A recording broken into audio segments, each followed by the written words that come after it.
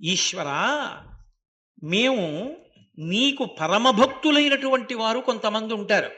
ఆ పరమభక్తులైనటువంటి వారితో మాట్లాడిన కారణం చేత నీ లోకంలో మేము ఉంటాం.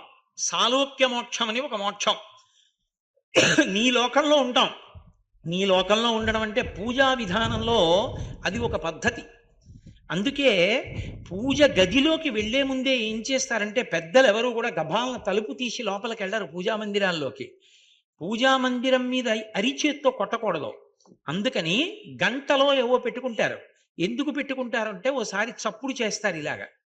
చప్పుడు చేస్తే పరమేశ్వరుడికి పరాకు చెప్పినట్టు, స్వామి లోపలికి వస్తున్నాను అని. ఎందుకని సుప్రభాతం గడప బయట నించుని చదవాలి, లోపలికి వెళ్ళి కూర్చుని కాదు. సుప్రభాత పఠనాన్ని నిలబడి చెయ్యాలి.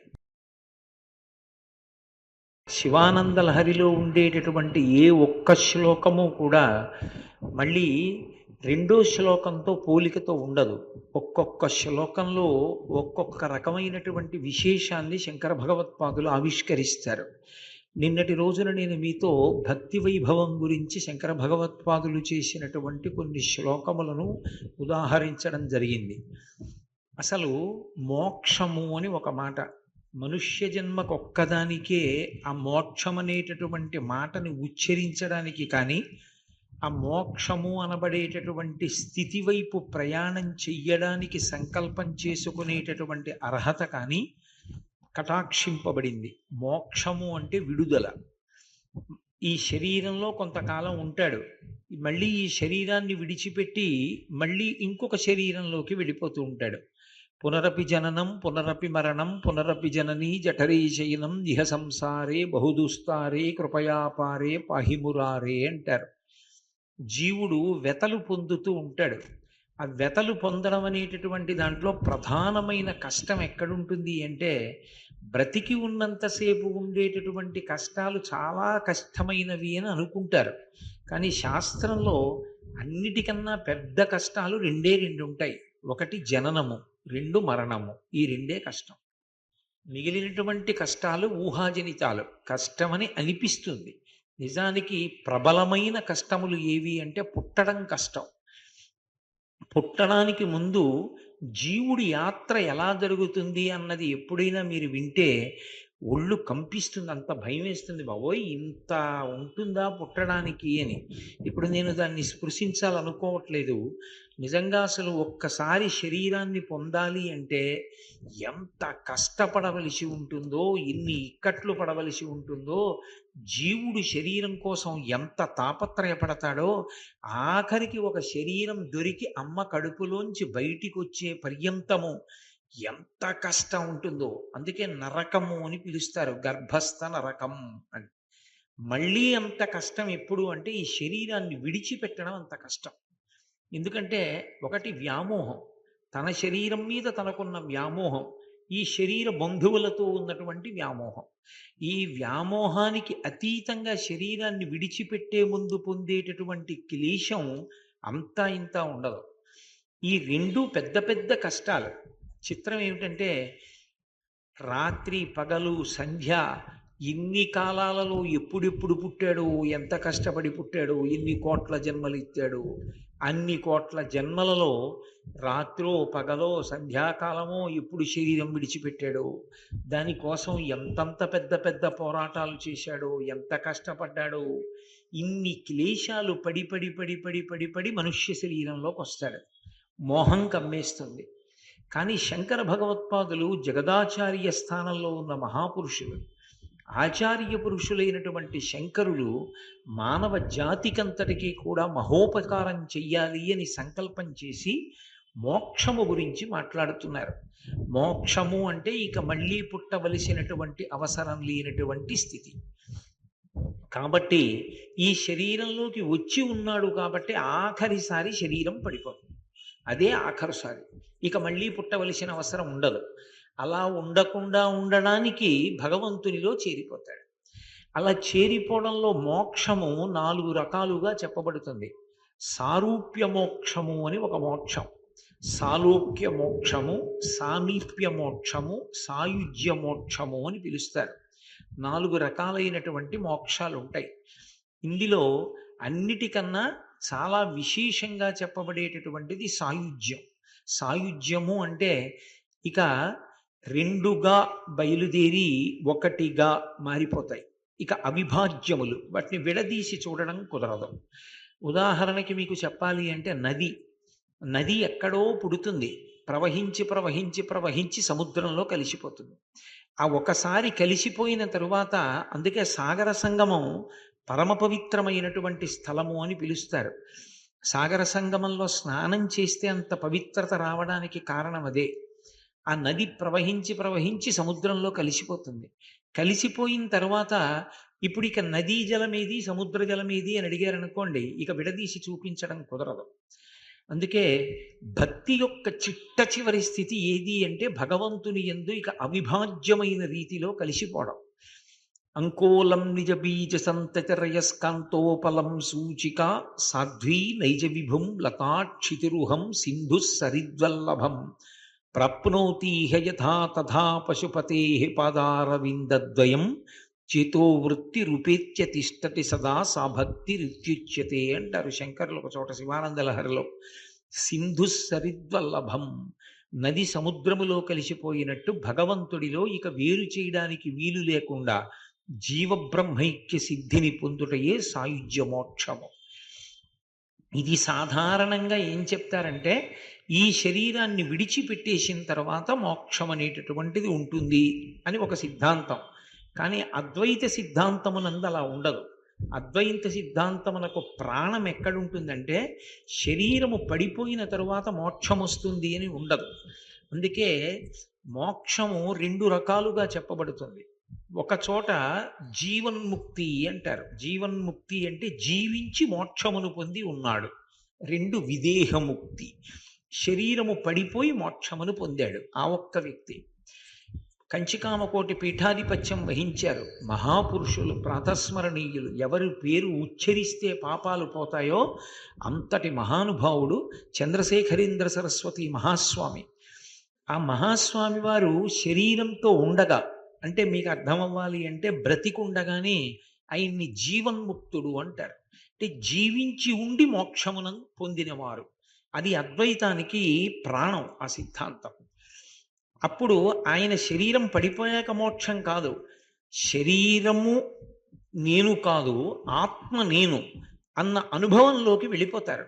వెళ్ళిపోయినప్పుడు ఎప్పుడూ ధ్యానంలో ఉంటారు. ధ్యానం అంటే తాను ఆత్మగా రమిస్తూ ఉంటారు. అందుకే వారు ఆఖరాఖరణ ఇప్పటికీ ఉన్నాయి కామకోటి పీఠంలోనూ. కంచి వెళుతుంటే ఓ ఇంజనీరింగ్ కాలేజ్ ఉంది, అది దాటిన తర్వాత ఒక పెద్ద మ్యూజియం ఉంటుంది. అందులో మహాస్వామి వారు ఎక్కి ధ్యానంలోకి వెళ్ళిపోయి పరమానంద స్థితిని అనుభవించిన పల్లకీలు ఉంటాయి, మేనాలు వరుసగా పెట్టుంటాయి. వారు ఆ మేనాలోకి ఎక్కి కూర్చుని తనలో తాను రమిస్తూ ఆ బ్రహ్మానంద స్థితిని పొంది ఉండేవారు. మళ్ళీ వారంతట వారే బహిర్ముఖులయ్యేవారు. ఎప్పుడు వారివి కొన్ని అపురూప చిత్రాలు ఉంటాయి. వారు కొన్ని దేవాలయాల ముందు కూర్చుని పరమశివుడు పడుకుని ఉన్నట్టుగా ఉంటుంది ఒక క్షేత్రం. దాని కిందకి వెళ్ళి ఆయన పడుకున్నారు. ఆ భంగిమ మీరు ఎప్పుడైనా చూశారో లేదో నాకు తెలియదు. ఇప్పటికీ మహాస్వామి వారి బృందావనానికి ప్రదక్షిణం చేస్తుంటే కామకోటిలో కనపడుతుంది. ఆయన కాలు మీద కాలు వేసుకుని చుట్టుకుని పావులో పడుకుని ఉంటారు. అప్పుడు ఆయన బ్రహ్మానందాన్ని అనుభవిస్తూ ఇక శరీర సంబంధం లేకుండా ఉంటారు. దాన్ని జీవన్ముక్తుడు అంటారు. శరీరంతో ఉండి ఆత్మగా నిలబడి ఉంటారు. అది మోక్షస్థితి. అందుకే ఒకప్పుడు ఆయన్ని డాక్టర్లు వచ్చి పరీక్షించారు. పరీక్షించి అన్నీ అయిపోయిన తర్వాత వాళ్ళు మాట్లాడుకుంటుంటే ఆయన వచ్చి అన్నారు, మీరు నా శరీరాన్ని పరిశీలించి ఏం తెలుసుకున్నారో నాకు తెలుసు. నా కడుపులో ప్రేగులు ఒకదానితో ఒకటి అంటుకుపోయి ఉన్నాయి. దేనికా ప్రేగు విడిగా లేదు. ఎందుచేత అంటే ఈ శరీరానికి ఆకలి వేసినప్పుడు నేను చాలా రోజులు అన్నం పెట్టలేదు. వచ్చినటువంటి భక్తులు తన గోడు చెప్పుకుంటుంటే ఆ గోడు వింటూ ఉండిపోయేవారు ఆయన. ఏదో ఖచ్చితమైనటువంటి వేళలు, సందర్శన వేళలు, ఖచ్చితంగా వెళ్ళిపోవడం, ఖచ్చితంగా పడుకోవడం అలా ఉండేది కాదు మహాస్వామి వారి జీవితంలో. రాత్రి 3 గంటల వరకు భక్తుల గోడు విని 3 గంటలకు ఆయన స్నానం చేయడానికి వెళ్ళిపోయేవారు. ఒక్కొక్కసారి ఆయన ఉన్న ప్రదేశంలో వేల మంది చుట్టూ చేరితే దర్శనం ఇవ్వడానికి నిచ్చెన వేసుకుని ఆయన ఉన్న ఇంటి మీదకెక్కి దర్శనం ఇచ్చేవారు చుట్టూ తిరుగుతూ. అంతటి మహాపురుషుడు కనుకనే వేళ పట్టున దీనికి పెట్టలేదు అనేవారు. నేను తినలేదనేవారు కాదు, నేను ఆత్మ ఈ దీనికి పెట్టలేదు. పెట్టలేదు కాబట్టి ఆకలి వేసి వేసి దీని ప్రేగులు అంటుకుపోయాయి. అందుకని కడుపులో చాలా నిప్పెడుతూ ఉంటుంది దీనికి. ఆయన అంత నిప్పితో ఉన్నారని కూడా ఎవరికీ తెలియదు. ఈ రెండు కళ్ళల్లో ఒక కన్ను సరిగ్గా పనిచేయట్లేదు, అది చూడలేకపోతోంది. మీరు ఈ విషయాలన్నీ తెలుసుకున్నారని నాకు తెలుసు, కానీ ఏనాడు సన్యాసం తీసుకున్నానో ఆనాడే నాకు ఈ శరీరం మీద నేనన్న భ్రాంతి లేదు, కాబట్టి నాకు దానితో పూనిక లేదని చెప్పారు. అది దాన్ని జీవన్ముక్తులు అంటారు. ఇక శరీరంతో సంబంధం లేకుండా ఆత్మగా నిలబడి ఉంటారు. సర్వవ్యాపకత్వంతో ఎప్పుడూ ఆనందంలో రమిస్తూ ఉంటారు. అటువంటి వారు కొంతకాలం అయిపోయిన తర్వాత శరీరం పడిపోతుంది. దానికి అది లక్షణం కదా. మరి 100 ఏళ్ళు వచ్చాక మహాస్వామి వారి శరీరం పడిపోయింది. ఆ శరీరం పడిపోతున్నప్పుడు కూడా వాళ్ళేం భయపడరు, సాక్షి మాత్రంగా చూస్తారు పడిపోతోంది శరీరం అని. వారికి ఊపిరి అందకపోతుంటే ఈ శరీరం పడిపోతోంది అని తెలుసుకున్నారు. తెలుసుకుని లేచి నిలబడి అమ్మగారి ఫోటో అలా పట్టుకెడుతుంటే పిలిచి ఒక్కసారి కళ్ళకద్దుకుని నమస్కారం చేసేవారు. ఈ శరీరాన్ని ఇచ్చినది అమ్మ. కామకోటి పీఠాధీశులకు అదొక నియమం, అమ్మని కూడా చూడరు, పూర్వాశ్రమం గుర్తొస్తుందని. ఎందుకంటే పీఠాధిపతి కూడా అమ్మకి నమస్కారం చేయాలి, తండ్రి చేయకూడదు. తండ్రి కొడుకైనా సరే పీఠాధిపతి అయితే కొడుక్కి నమస్కారం చేయాలి, తల్లికి మాత్రం పీఠాధిపతి అయినా నమస్కారం చేయాలి. అందుకే మహాస్వామి తల్లిని కూడా ఎన్నడూ చూసేవారు కాదు. మళ్ళీ ఆ పూర్వాశ్రమము, తల్లి కొడుకు అనుబంధాలు అన్నీ జ్ఞాపకం వస్తాయని. అటువంటి మహానుభావుడు శరీరం విడిచిపెట్టేసే ముందు మహాలక్ష్మమ్మ గారి యొక్క ఫోటో తెప్పించి ఒక్కసారి ఇలా కళ్ళకద్దుకుని నమస్కారం చేశారు. ఈ శరీరం ఇచ్చింది అమ్మ, ఇక ఈ శరీరంలోకి రాను, అందుకే ఆఖరి నమస్కారం అమ్మకి. లేచి నిలబడి కలవై వంక తిరిగారు. వాళ్ళ గురువు గారు సమాధైన ప్రదేశం కలవై వంక తిరిగి నమస్కారం చేశారు. ఇక మళ్ళీ ఈ శరీరంలోకి రావలసిన అవసరం లేని జ్ఞానం ఇచ్చిన నా గురువున్న ప్రదేశం. కన్న తల్లికి కలవైకి నమస్కారం చేసి సిద్ధి పొందారు. ఇప్పటికీ వారు ఎప్పుడూ మారేడు చెట్టు కింద ఉండేవారు. ఇప్పుడు ఆ ప్రదేశాన్ని ఒక గది కింద మార్చారు. వారు ఎక్కడ శరీరం వదిలిపెట్టేశారో అక్కడ ముగ్గు వేసి ఉంటుంది. అక్కడ ఇప్పటికీ మనం ప్రదక్షిణం చేయొచ్చు లోపలికి వెళ్ళి. కాబట్టి అటువంటి ముక్తి చచ్చిపోయిన తరువాత వచ్చేది కాదు, బ్రతికుండగానే మోక్షాన్ని అనుభవిస్తారు. ఆ జ్ఞానము కలిగితే ఆ ఆనంద ధారని అనుభవించడం వస్తుంది. ఖజితపి చిదానందలహరి అంటారు శంకరాచార్యుల వారు సౌందర్య లహరిలో. అటువంటి మోక్షం చచ్చిపోయిన తరువాత వచ్చేది కాదురా. ఒక మోక్షం కాదు, 4 మోక్షములు ఇక్కడే అనుభవించవచ్చు. శంకర భగవత్పాదులు నిర్ధారించినటువంటి పరమ గంభీరమైనటువంటి శ్లోకం. అసలు మనం ఎన్నడూ కూడా ఊహకు కూడా అందనటువంటి విషయాలు శంకర భగవత్పాదులు జగదాచార్య స్థాయిలో మహాపురుషులై మానవాళిని ఉద్ధరించడానికి అందించినటువంటి అమృత భాండం వంటి శ్లోకం. అందులో శంకరులు అంటారు, సారూప్యం తవ పూజనే శివ మహాదేవేతి సంకీర్తనే, సామీప్యం శివభక్తి ధుర్య జనతా సాంగత్య సంభాషణే, సాలోక్యం చరాచరాత్మక తనుర్మధ్యే తనుధ్యానే భవానీపతే, సాయుజ్యం మమ సిద్ధమత్ర భవతి స్వామిన్ కృతార్థోస్మ్యహం అన్నారు. స్వామిన్, హే స్వామి, భరించేటటువంటి వాడా, అందటికీ ప్రభువా, పరమశివ, కృతార్థోస్మ్యహం, అహం నేను కృతార్థుడనైనాను. ఇందుచేత ఎప్పుడో శరీరం పడిపోయిన తరువాత మోక్షం అనుభవించడం కాదు, ఇక్కడే ఇప్పుడే ఈ క్షణంలోనే నేను 4 రకములైనటువంటి మోక్షములను అనుభవిస్తున్నాను. ఎలా అంటే, సారూప్యం తవ పూజనే శివ మహాదేవేతి సంకీర్తనే, సామీప్యం మొట్టమొదటి మోక్షాన్ని చెప్తూ సారూప్యం తవ పూజనే అని మొదలుపెట్టారు. శివ, నేను మీ యొక్క పూజ చేస్తున్నప్పుడు సారూప్య మోక్షమును పొందుతున్నాను. పూజ చేస్తున్నప్పుడు సారూప్య మోక్షం అంటే, సారూప్య మోక్షము అన్న మాటకు అర్థం ఏమిటంటే, శివుడు ఎటువంటి రూపంతో ఉంటాడో అటువంటి రూపాన్నే పొందేస్తాడు భక్తుడు కూడా. అదే రూపాన్ని పొందుతాడు. అందుకే ఇప్పటికీ అరుణాచలం వెడితే చాలా మందికి శివలింగం దగ్గర రమణ మహర్షి కూర్చున్నట్లు కనపడుతుంది. చంద్రశేఖరేంద్ర సరస్వతి మహాస్వామిని చూసి చాలా మంది పరమశివుణ్ణి చూసినట్లు అనుకునేవారు. అపర శివావతారం కింద కనపడేవారు. పూజ చేస్తున్నప్పుడు నేను శివుణ్ణి అవుతున్నాను కాబట్టి, నేను శివుణ్ణి అయిపోతున్నాను కాబట్టి సారూప్యం తవ పూజనే, మీ పూజ యందు నేను మీ రూపాన్ని పొంది సారూప్య మోక్షం పొందుతున్నాను. దాన్ని ఒక మోక్షం కింద చెప్తారు.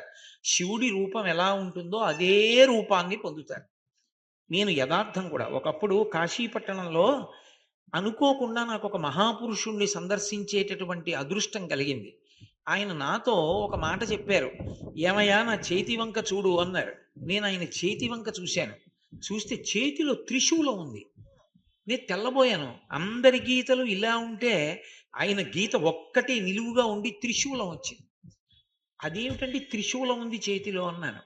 ఆయన అన్నారు, నేను కొద్ది రోజుల్లోనే విశ్వనాథుడి యందు ఐక్యమవుతున్నానయా, వచ్చేసారి నువ్వు కాశీ వచ్చేటప్పుడు నేను ఉండను శరీరంతో, నేను విశ్వనాథుడి రూపంలో ఉంటానన్నారు. అని ఆయన నన్ను దగ్గరికి పిలిచి నా నుదురు చూడు అన్నారు.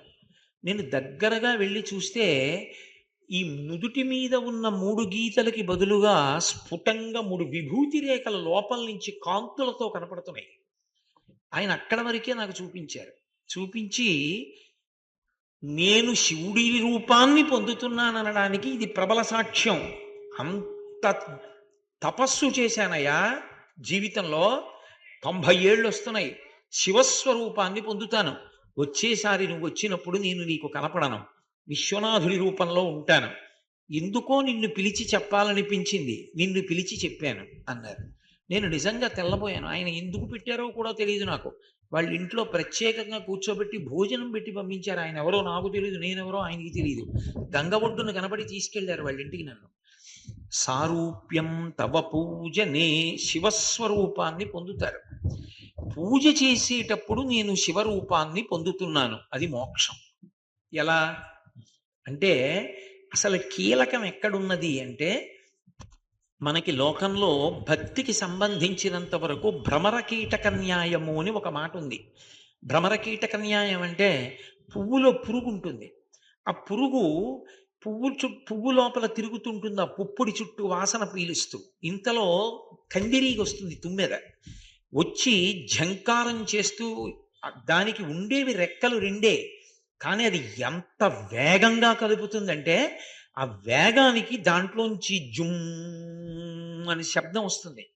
కందిరీగ, ఇంతలావు కందిరీగ తుమ్మెద తిరుగుతోంది అనుకోండి, మన ప్రయత్నం లేకుండానే మనకి కొంచెం ఉద్విగ్నత కలుగుతుంది. అది మీదకు వస్తుందేమో, కుడుతుందేమో అని అలా చూస్తాం. ఈ పురుగు పువ్వులో ఉంటుంది, పైన కందిరీగ జుమ్ అని శబ్దం చేస్తూ తిరుగుతుంది. తిరుగుతున్నప్పుడు ఈ పురుగు ఏం చేస్తుందంటే, తన బుద్ధినంతటినీ కేంద్రీకరించి కళ్ళెత్తి అలా చూస్తుంది సీతాకోక చిలుక వంక, ఆ కందిరీగ వంక.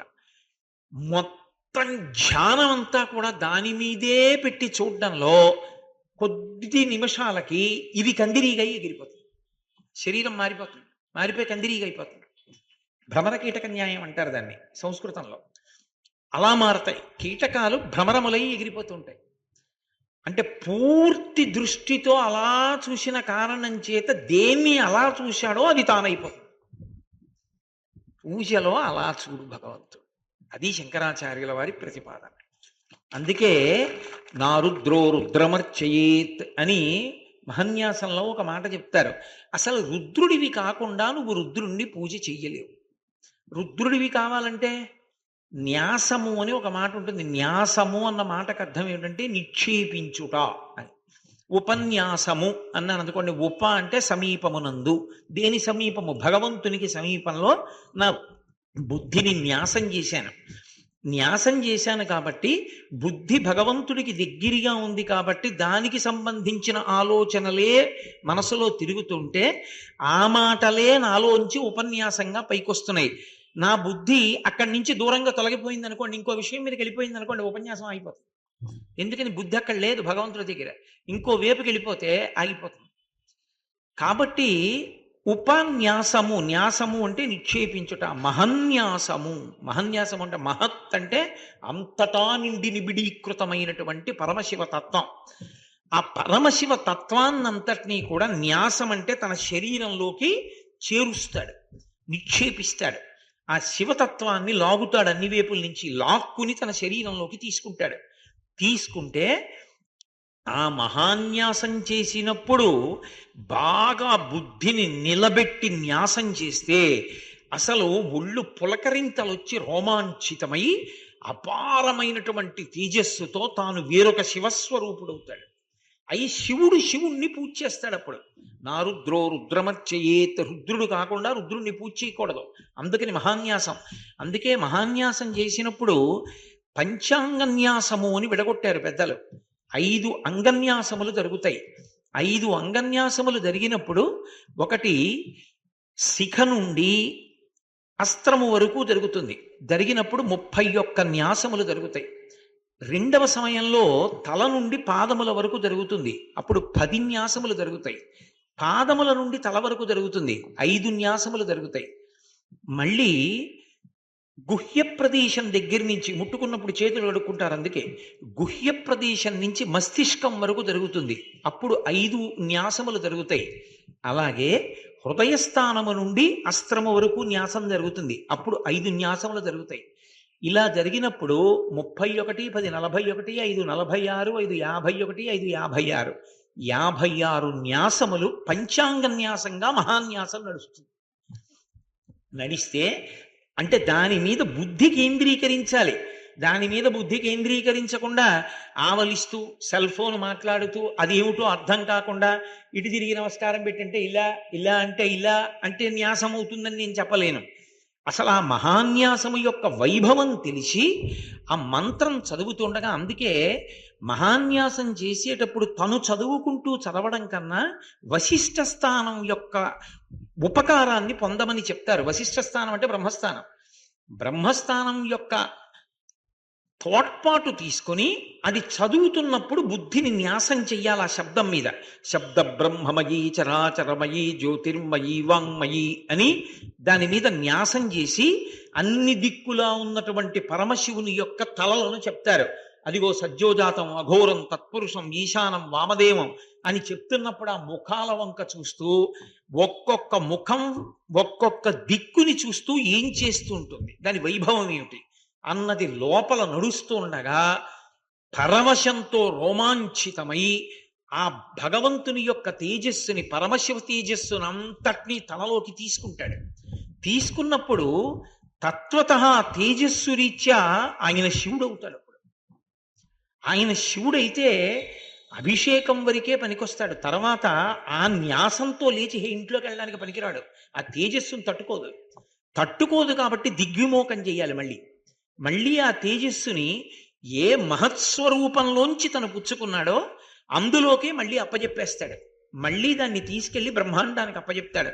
అప్పజెప్పి ఈ పుణ్యాన్ని మాత్రం తన ఖాతాలోకి తీసుకుంటాడు. అభిషేకాన్ని తీసుకుని బయలుదేరతాడు ఇంటికి. అసలు నిజంగా నమకం చమకం జరుగుతున్నప్పుడు నమక చమకముల యొక్క వైభవాన్ని తెలుసుకుని ఆ మంత్రం చదువుతూ ఉండగా పరమశివ వైభవాన్ని లోపల భావన చేస్తూ తదేక దృష్టితో అభిషేకం చేశాడనుకోండి, 2 సిద్ధిస్తాయి. ఒకటి, అలా అభిషేకం చెయ్యగలిగినటువంటి ప్రజ్ఞాశాలి ఎవరైనా మూర్తికి అభిషేకం చేస్తే మూర్తి విశేషమైన తేజస్సుని పుంజేసుకుంటుంది. అప్పటి వరకు ఒక తేజస్సు ఉంటుంది. అలా అభిషేకం చేశారనుకోండి, ఆ మూర్తికి జీవకళలు పెరిగిపోతాయి.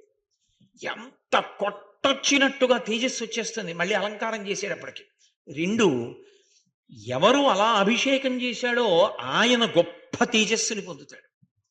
అది నా రుద్రో రుద్రమర్చయేత్.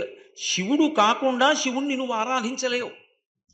కాబట్టి అసలు పూజ చేసేటప్పుడు సారూప్యం తవ పూజనే అని శంకర భగవత్పాదులు అన్నారు అంటే ఆ మాటకు అర్థం ఏమిటంటే ఎప్పుడు నేను కోటేశ్వరరావుని పనికి మాలిన వాడిని చేతకాని వాడిని అంటూ కూర్చుని పూజ చేయడం కాదు.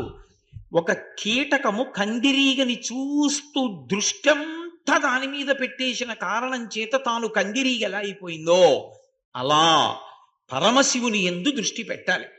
అలా దృష్టి పెట్టినటువంటి కారణం చేత తాను శివ తేజస్సుని పొందేస్తుంటాడు. దీన్నే శివమహాపురాణంలో ఒక విశేషం చెప్తారు. అందుకే నమక చమక వైభవాన్ని జాగ్రత్తగా తెలుసుకుని ఆ శివతత్వం బాగా వంట పట్టినటువంటి వాడు అభిషేకం చేసి దిగ్విమోకం చేసి బయటికి రాగానే పూజామందిరంలోంచి ఎవరైనా ఆయన్ని కాని చూస్తే ఆ చూసిన వాడికి త్రివేణీ సంగమ స్నాన ఫలితం వేసేయమన్నారు. ఆయన బట్ట విప్పక ముందు, అంటే ఆయన పూజ చేసుకుని బయటికి వచ్చినటువంటి బట్ట విప్పి మామూలు బట్ట కట్టేసుకున్నాడు అనుకోండి, అప్పుడికి ఉండదు. ఆయన ఆ పూజ బట్టలతో దిగి రాగానే ఆయన దగ్గరికి వెళ్ళి చూశారనుకోండి, వెంటనే ఏం వెయ్యాలంటే అలా చూసిన వాడెవడో వాడికి త్రివేణీ సంగమ స్నాన ఫలితం వేసేయమన్నారు. సంకల్ప సహితంగా చేసినట్టే. అంటే అది శివస్వరూపాన్ని చూసినటువంటి ఫలితం. దాన్ని త్రివేణీ సంగమ స్నాన ఫలితంతో సమానంగా దర్శనం చేసిన వాడి ఖాతాలో వేస్తారు.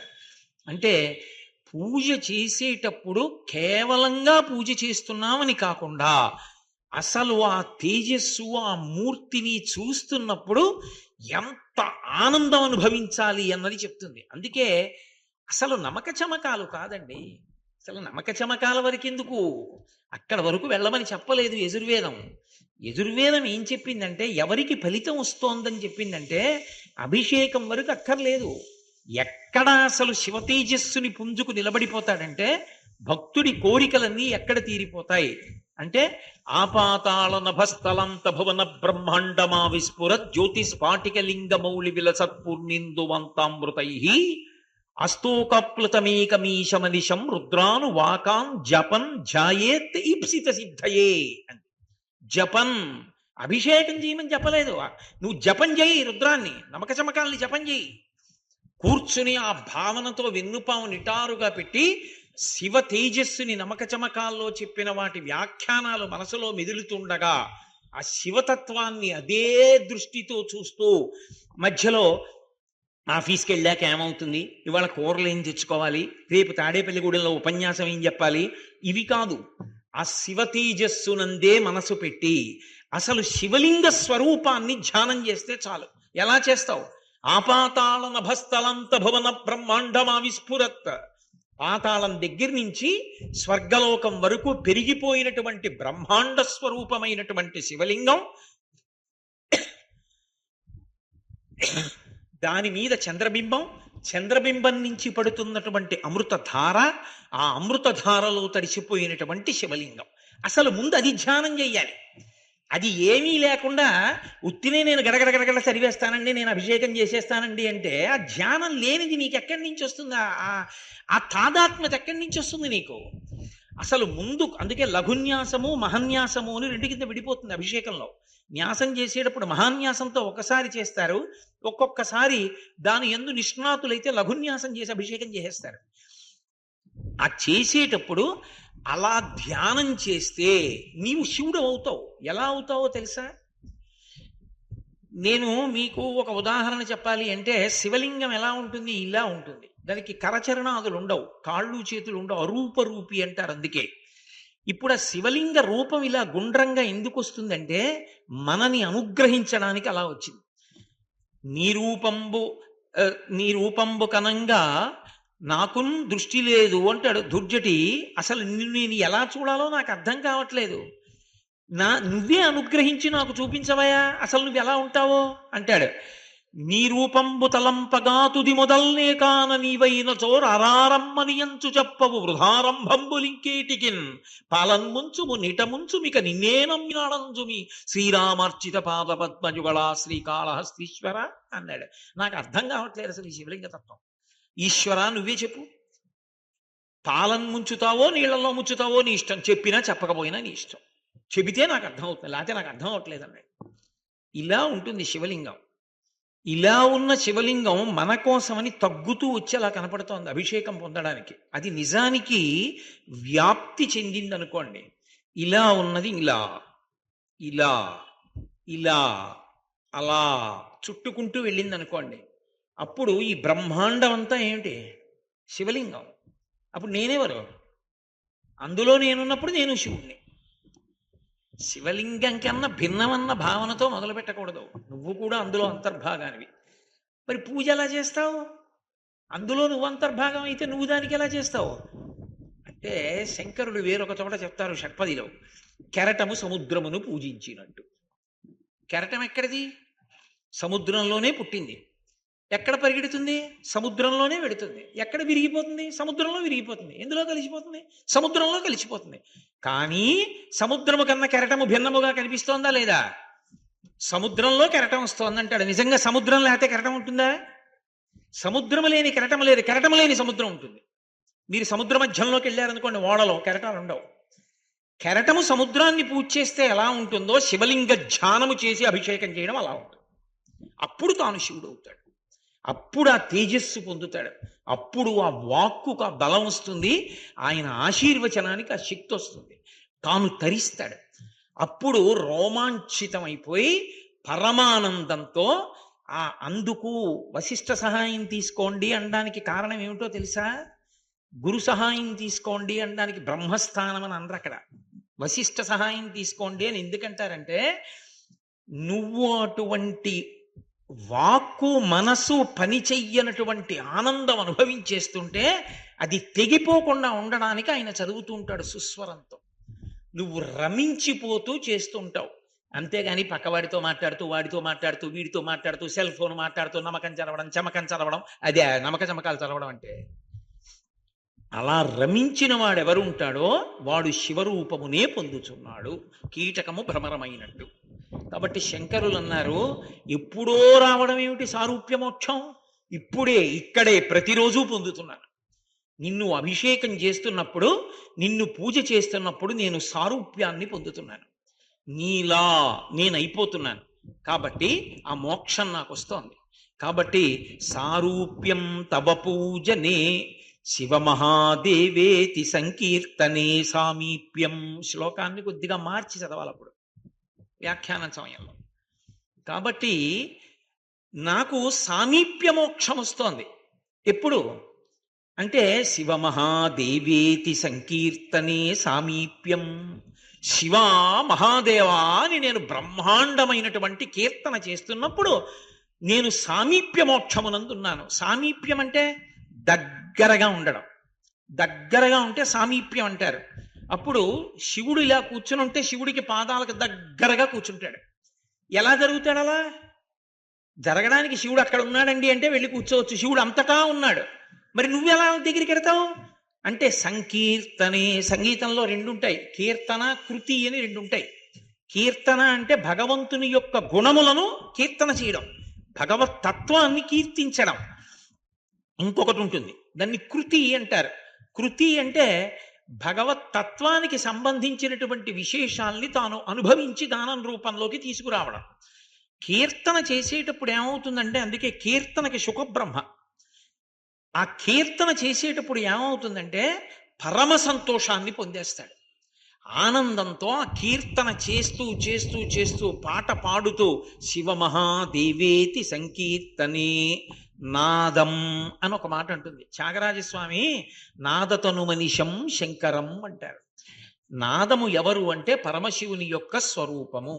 నాదం అంటే స్వరము, రాగము అని రెండు సంగీతంలో ప్రక్రియలు. గానం చేస్తుండగా చేస్తుండగా చేస్తుండగా ఈ శబ్దమంతా ఎక్కడ నుంచి ఉత్పన్నమవుతోందో చెవులు మూసుకుని వింటే లోపల నుంచి జుమ్ అని శబ్దం వస్తుంటుంది. లోపల నుంచి ఎక్కడ ధ్వని బయలుదేరుతోందో అక్కడికి వెళ్ళిపోతాడు. వెళ్ళిపోయినప్పుడు ఒక్క క్షణం ఆపేస్తాడు పాటని.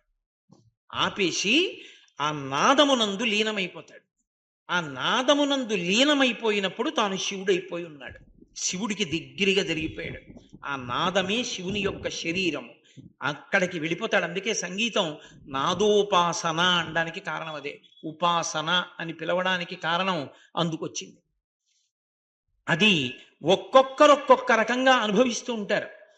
మహానుభావుడు ముత్తుస్వామి దీక్షితారు వారు అమ్మవారిని కీర్తన చేస్తుంటే ఎంత సామీప్యమునకు వెళ్ళిపోగలిగేవారంటే ఆయన చిట్ట చివర మహారాజు పరిగెత్తుకొచ్చి చెప్పాడు, నా ఏనుగు శ్మశానంలోకి వెళ్ళి ఘీంకరిస్తోంది, అమంగళం జరుగుతుంది, ఎవరో మహాత్ముడు వెళ్ళిపోతాడు, నాకు ఆపద వస్తుందేమో అనుకుంటున్నానన్నాడు. నీకేం అవదన్నారు అని ఆయన గమనించారు. నేనే శరీరం విడిచిపెట్టే సమయం ఆసన్నమైపోయిందని శిష్యులందరినీ పిలిచి పాట పాడమని పశుపాశ విమోచని కామాక్షి అని కీర్తన చేశారు. చేసేటప్పటికీ సామీప్యం ఇక్కడే అమ్మవారిని ధ్యానం చేస్తూ ఉండగా ఆయనలోంచి జ్యోతి బయటికి వచ్చి పూజామందిరంలో ఉన్న కామాక్షి మూర్తి యందు ఐక్యం అయిపోయింది. దీక్షితారు వారు ఒరిగిపోయారు. సామీప్యం భగవంతుడికి దగ్గరగా పెడతారు. ఆ వెళ్ళిన స్థితిలో పూజ మనకు అర్థం కాదు. అందుకే ఎప్పుడూ ఎవరి పూజ చూడవద్దు అని చెప్తారు. పిచ్చి పిచ్చి ప్రశ్నలు అడుగుతుంటారు కొంతమంది, మీరు పూజ చేసుకుంటుంటే ఒకసారి చూడమండి అని. నిజంగా మహాత్ముల పూజ ఎలా ఉంటుందో తెలుసా? పిచ్చడి పూజలా ఉంటుంది. ఎప్పుడూ ఒక్క స్థాయిలోనే కొట్టుకునేవాడి పూజ గురించి నేను చెప్పట్లా. నేను శంకర భగవత్పాదులు చెప్పినటువంటి స్థాయి గురించి చెప్తున్నాను. ఖచ్చితపి చిదానందలహరి, ఎవరో ఒక్కడున్నాడమ్మా అలాంటి వాడు అని. నిజంగా అలా పూజ చేసేటటువంటి వాడి పూజ పిచ్చివాడి పూజలా ఉంటుంది. ఎందుకో తెలుసా? ఆయన భంగిమలు, ఆయన తాదాత్మ్యత, ఆయన స్థితి ఆ పూజలో అలా ఉంటాయి. నేను మీకు ఒక ఉదాహరణ చెప్తే మీరు పట్టుకుంటారు. భగవంతుడికి పూజ చేసేటప్పుడు తాను ఈశ్వరుడికి ఉపచారం చెయ్యాలి కదా. ఉపచారం చేయడానికి దగ్గరగా కూర్చున్నారనుకోండి, ఇప్పుడు మీరు ఓ ఉదాహరణకి చెప్తున్నాను, నాకు చెయ్యమని కాదు, అలాంటి కోరికలు నాకు లేవు. ఉదాహరణకి చెప్తున్నాను, ఏదో నా పాదాలకి నమస్కారం చేసి నా పాదాల మీద 2 పువ్వులు వేద్దాం అనుకున్నారు అనుకోండి మీరు. నేను నా పాదాలు అసలు మీకు అనుగ్రహిస్తే కదా, నేను నా పాదాలు అక్కడ పెడితే కదా మీరు పూజ చేయడం. ఒక్కనాటికి నేను పుచ్చుకోవాలండి అలా పూజ అన్నాను అనుకోండి, మీరు చేయగలరా పూజ? నేను నా 2 పాదాలు అలా గుండ్రంగా ఉన్న పాదపీఠం మీద పెట్టాను అనుకోండి. ఇప్పుడు మీరు పూజ చేద్దామని నా పాదాల దగ్గర కూర్చున్నారు, మీకు పరవశం కలిగింది. అలా కాదు, ఒక్కసారి ఆ 2 పాదాలు నా చేతుల్లో పెట్టండి అన్నారు. ఇప్పుడు మీరు లాక్కుంటారా, నేను పెట్టాలా మీ చేతిలో? నేను పెట్టాలి. ఇదే భాగవతంలో పోతన గారు వర్ణిస్తారు. కదలిన బాహుపద క్రమంబున రమము సూపెడి నూపురములవాని అంటారు. అప్పుడు పరమేశ్వరుడు ఏం చేయాలి? ఓయ్ కోటేశ్వరరావు పట్టుకో నా పాదాలు అని 2 పాదములు ఎత్తి చేతుల్లో పెట్టాడు అనుకోండి. ఆయన పాదములకు పెట్టుకున్న మంజీరముల యొక్క ధ్వని వినపడుతుంది. అది పక్కనున్న వాడికి ఎవరికైనా వినపడుతుందా? ఎవడు అలా కూర్చున్నాడో వాడికే వినపడుతుంది ఆ మంజీరముల శబ్దం. ఇప్పుడు ఇలా అంటాడు, ఆ 2 చేతుల్లో పెడతాడు శివుడు. గృహీత్వా హస్తాభ్యాం శిరసి నయనే వక్షసి వహన్. శివానంద లహరిలోనే చెప్పారు శంకరాచార్యుల వారు శ్లోకంలో. ఆ చేతుల్లో పట్టుకున్నాడు. పట్టుకుని ఊరుకోగలడా? అబ్బా శంకరా తల మీద పెట్టండి ఒక్కసారి పాదాలు అని గభాలంలో వంగాడు. ఆయన 2 పాదాలు తల మీద పెట్టారు. ఆయన సరిగ్గా 2 పాదాలు ఊంచుకోవడానికి అవకాశం ఉంటుందా తల మీద పెట్టినప్పుడు? అదేమన్నా గుండ్రంగా ఉంటుందా?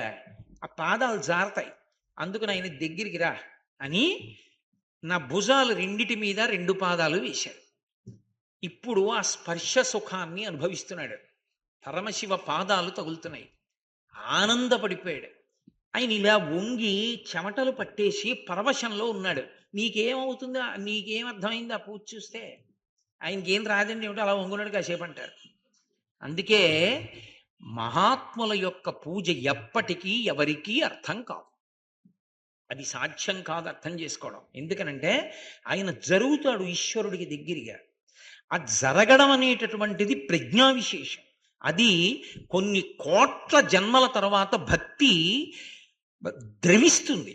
మీరు బాగా గుర్తుపెట్టుకోవాలి. కామము చేత ఘనీభవిస్తుంది, భక్తి చేత ద్రవీకరింపబడుతుంది, అంటే ద్రవంగా మారుతుంది. ఎందుకో తెలుసా? కామం ఉందనుకోండి, కోరికతో చేస్తున్నాను అనుకోండి, నేను ఎవరి దగ్గరికన్నా వెళ్ళి వాళ్ళని చూడడం, ఏదో అదేంటి వాళ్ళు నాకే దక్కాలని కోరిక, వాళ్ళు నాతోనే ఉండాలని కోరిక నాకు ఉన్నాయనుకోండి, అప్పుడు వేడుంటుంది లోపల.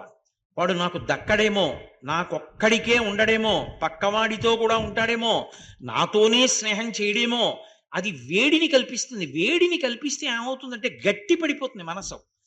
గట్టి పడిన కొద్దీ వికృత చేష్టలు చేస్తుంది. ఏదో నాకు దక్కలేదని కోపం వచ్చిందనుకోండి, ఎంత దూరమైనా పోతాడు. అది వికృత చేష్టలు. అందుకే ఎవరో ఓ పిల్లని చూడడం, ఈమె నాకు దక్కాలి, ప్రేమించానంటాడు, ఉతిరి కామించాడు. ఇప్పుడు ఆ పిల్ల దక్కలేదు, యాసిడ్ పోస్తాను, కత్తితో పొడుస్తాను, వెంట పడతాను, బాధ పెడతాను. ఇవన్నీ ఎందుకు వచ్చాయంటే కామం. కామం గట్టిపడేట్టు చేస్తుంది, ప్రేమ కరిగిపోయేటట్టు చేస్తుంది. మీరు ఓ మంచు ముక్కని తెచ్చి అక్కడ పెట్టారనుకోండి, కరిగిపోతుంది కాసేపటికి. పాలలో పంచదార వేశారనుకోండి, ఇక పంచదార కాసేపటికి కనపడదు, పాలలో కరిగిపోయి పాలలో తీపిగా మారిపోతుంది, ఇక విడదీయలేరు. అలా కరిగిపోయేటటువంటి గుణం ఎక్కడి నుంచి వస్తుంది అంటే ఒక్క భక్తి నుండే వస్తుంది. అలాంటి భక్తి ఏర్పడాలంటే ముందు కొన్ని వేల జన్మలలో సాధన ఉండాలి. ఆ సాధన లేకుండా అసలు అలా చేయను లేడు, అలా చేద్దామన్న ఆలోచన ఉండదు. ఒకవేళ వాడికి అటువంటి పూజ చూసినా అర్థం కాదు.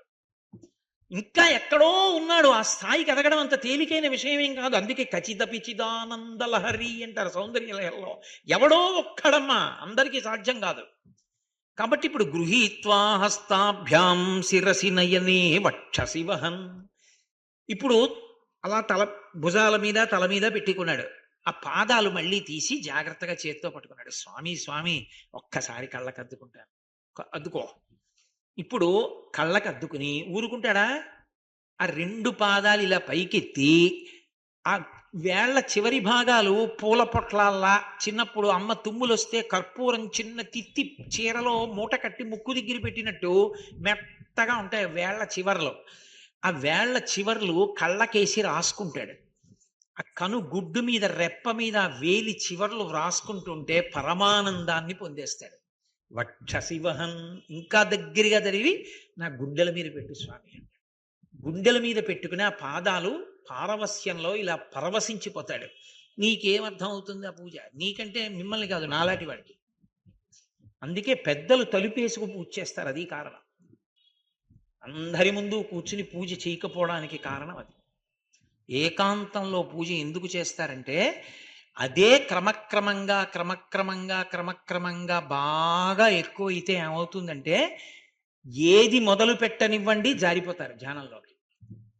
నేనంటే ఇలా చెప్తున్నాను కానీ పెద్దవారు అయిపోయిన తర్వాత కామకోటి మహాస్వామి వారిని ఏది ఆ సౌందర్య లహరిలో ఒక్క శ్లోకం స్వామి అనుగ్రహ భాషణంలో చెప్పండి అంటే సుధా సింధోర్ మధ్యే అనేవారు. కళ్ళు మూసుకొని అలా ఉండిపోయేవారు.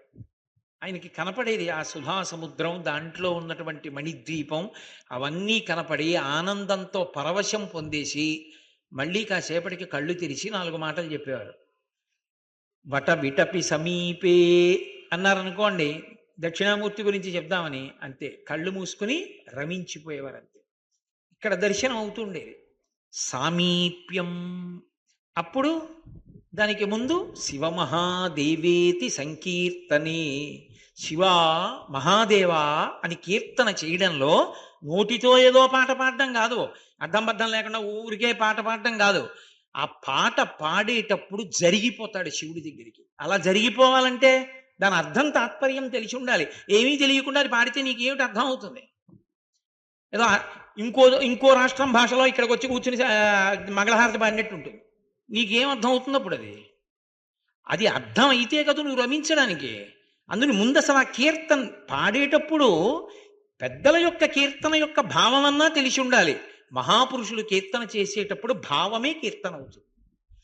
ఆ కీర్తన చేసేటప్పుడు శంకర నేను మీకు సామీప్యమయ్యాను, దగ్గరైపోయాను. ఎంతో ఆనందం అనుభవించేశాడు. పూజ అయిపోయింది, నీరాజనం ఇచ్చేశాడు. ఆ నీరాజనం కూడా ఏం మామూలుగా ఉంటుంది అనుకుంటున్నారు ఏమిటి? నేను వేదిక మీద చెప్పకూడదని చెప్పట్లేదు కానీ తూర్పుగోదావరి జిల్లాలోనే జరిగింది ఒకానొకప్పుడు. అల్లుడు మామగారు ఎంతకీ భోజనానికి రావట్లేదు ఏమిటని మామగారు ధ్యానం చేసుకుంటున్న గదిలోకి వెళ్ళాడు. పుసుక్కుని తలుపు తీసి అమ్మవారు ఇలా చూసింది. ఈయన తాంబూలం ఇస్తుంటే అమ్మవారు పుచ్చుకుంటోంది నోట్లో పెట్టుకోవడానికి. పరదేవత ముందు కూర్చుంటుంది పెద్దల కోసం. అంతటి భక్తి తత్పరులైన వారి పూజ అందుకోవడానికి ఈశ్వరుడు వచ్చి కూర్చుంటాడు అక్కడ. అది శంకర భగవత్పాదుల ప్రతిపాదన. కాబట్టి ఎక్కడో ఏమిటి మోక్షం? ఆ పూజ పూర్తయిపోయి నీరాజనం ఇచ్చినప్పుడు ఆ పాదాల కాంతులు ఇలా నీరాజనం తిరుగుతుంటే పరమశివుడి యొక్క చేతులు, ఆయన కుండలాలు, ఆయన కిరీటం, ఆయన జుత్తు ఇటు పక్కకు వచ్చేటప్పటికి పార్వతీదేవి యొక్క కిరీటం, ఇలా వచ్చేటప్పటికి అమ్మవారి చెయ్యి, చేతిలో ఉన్న ఇక్షుదండం, అమ్మవారి ఎర్రటి పవిట కొంగు, అమ్మవారి చీర, పాదాలకున్న మంజీరాలు, ఇలా నీరాజనం తిరుగుతూ ఉంటుంది. కళ్ళు మూసుకుని తిప్పుతూ ఉంటాడు కానీ లోపల ఆ కూర్చున్న మూర్తులను ఆ నీరాజనపు కాంతులలో ఇక్కడ చూస్తూ ఉంటాడు. అప్పుడు ఏమి పారవస్యంలో ఉంటాడో. ఇంత పారవస్యం అయిపోయిన తర్వాత ఆ తీర్థప్రసాదాలు పుచ్చుకొని ఆ పీట మించి లేచి బయటికి వచ్చాడు అనుకోండి, ఏదో పటికి బెల్లం పరపర పరపర నవిలి తినేసినటువంటి వాడి నోరు ఎలా ఉంటుందో, భగవంతుడికి దగ్గరగా కూర్చున్నప్పుడు పొందిన ఆనందం నుంచి లౌకికంలోకి రావడం అలా ఉంటుంది.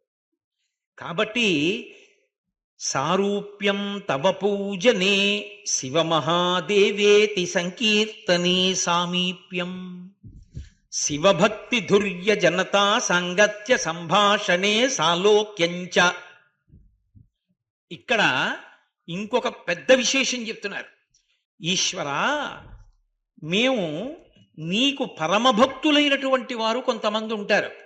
ఆ పరమభక్తులైనటువంటి వారితో మాట్లాడిన కారణం చేత నీ లోకంలో మేము ఉంటాం.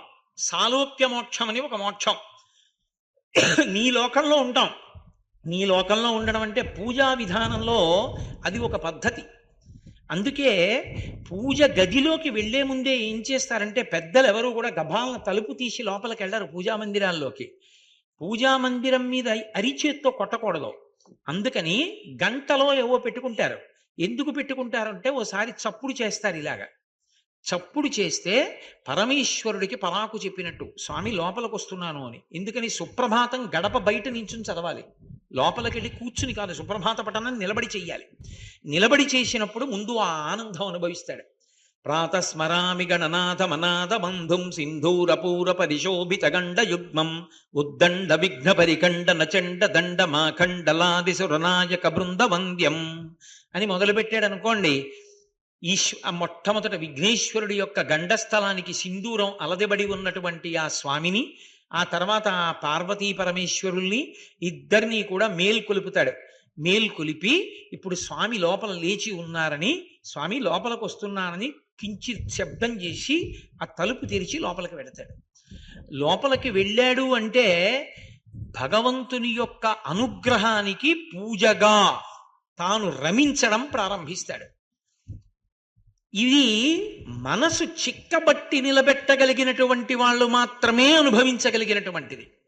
కానీ సాలోక్యం అన్న మాటకు అర్థం, ఆ గది లోపలికి వెళ్ళినప్పుడు కొంతమంది ఏం చేస్తారంటే మనసులో ఎలా భావన చేసి, అది చాలా కష్టమైన విద్య అనుకోండి. అమ్మవారికి సంబంధించిన శ్రీ విద్యా తంత్రంలో చెప్తారు, ఈ కళ్ళు తెరిచి ఉంచుతారు కానీ లోపల మనసు ఏది చూస్తూ ఉంటుందో దాన్ని చూస్తుంది. కానీ లోనేత్రం, ఈ మాంసనేత్రం ఎదురుగుండా చూసిన దాన్ని మనసు పుచ్చుకోదు.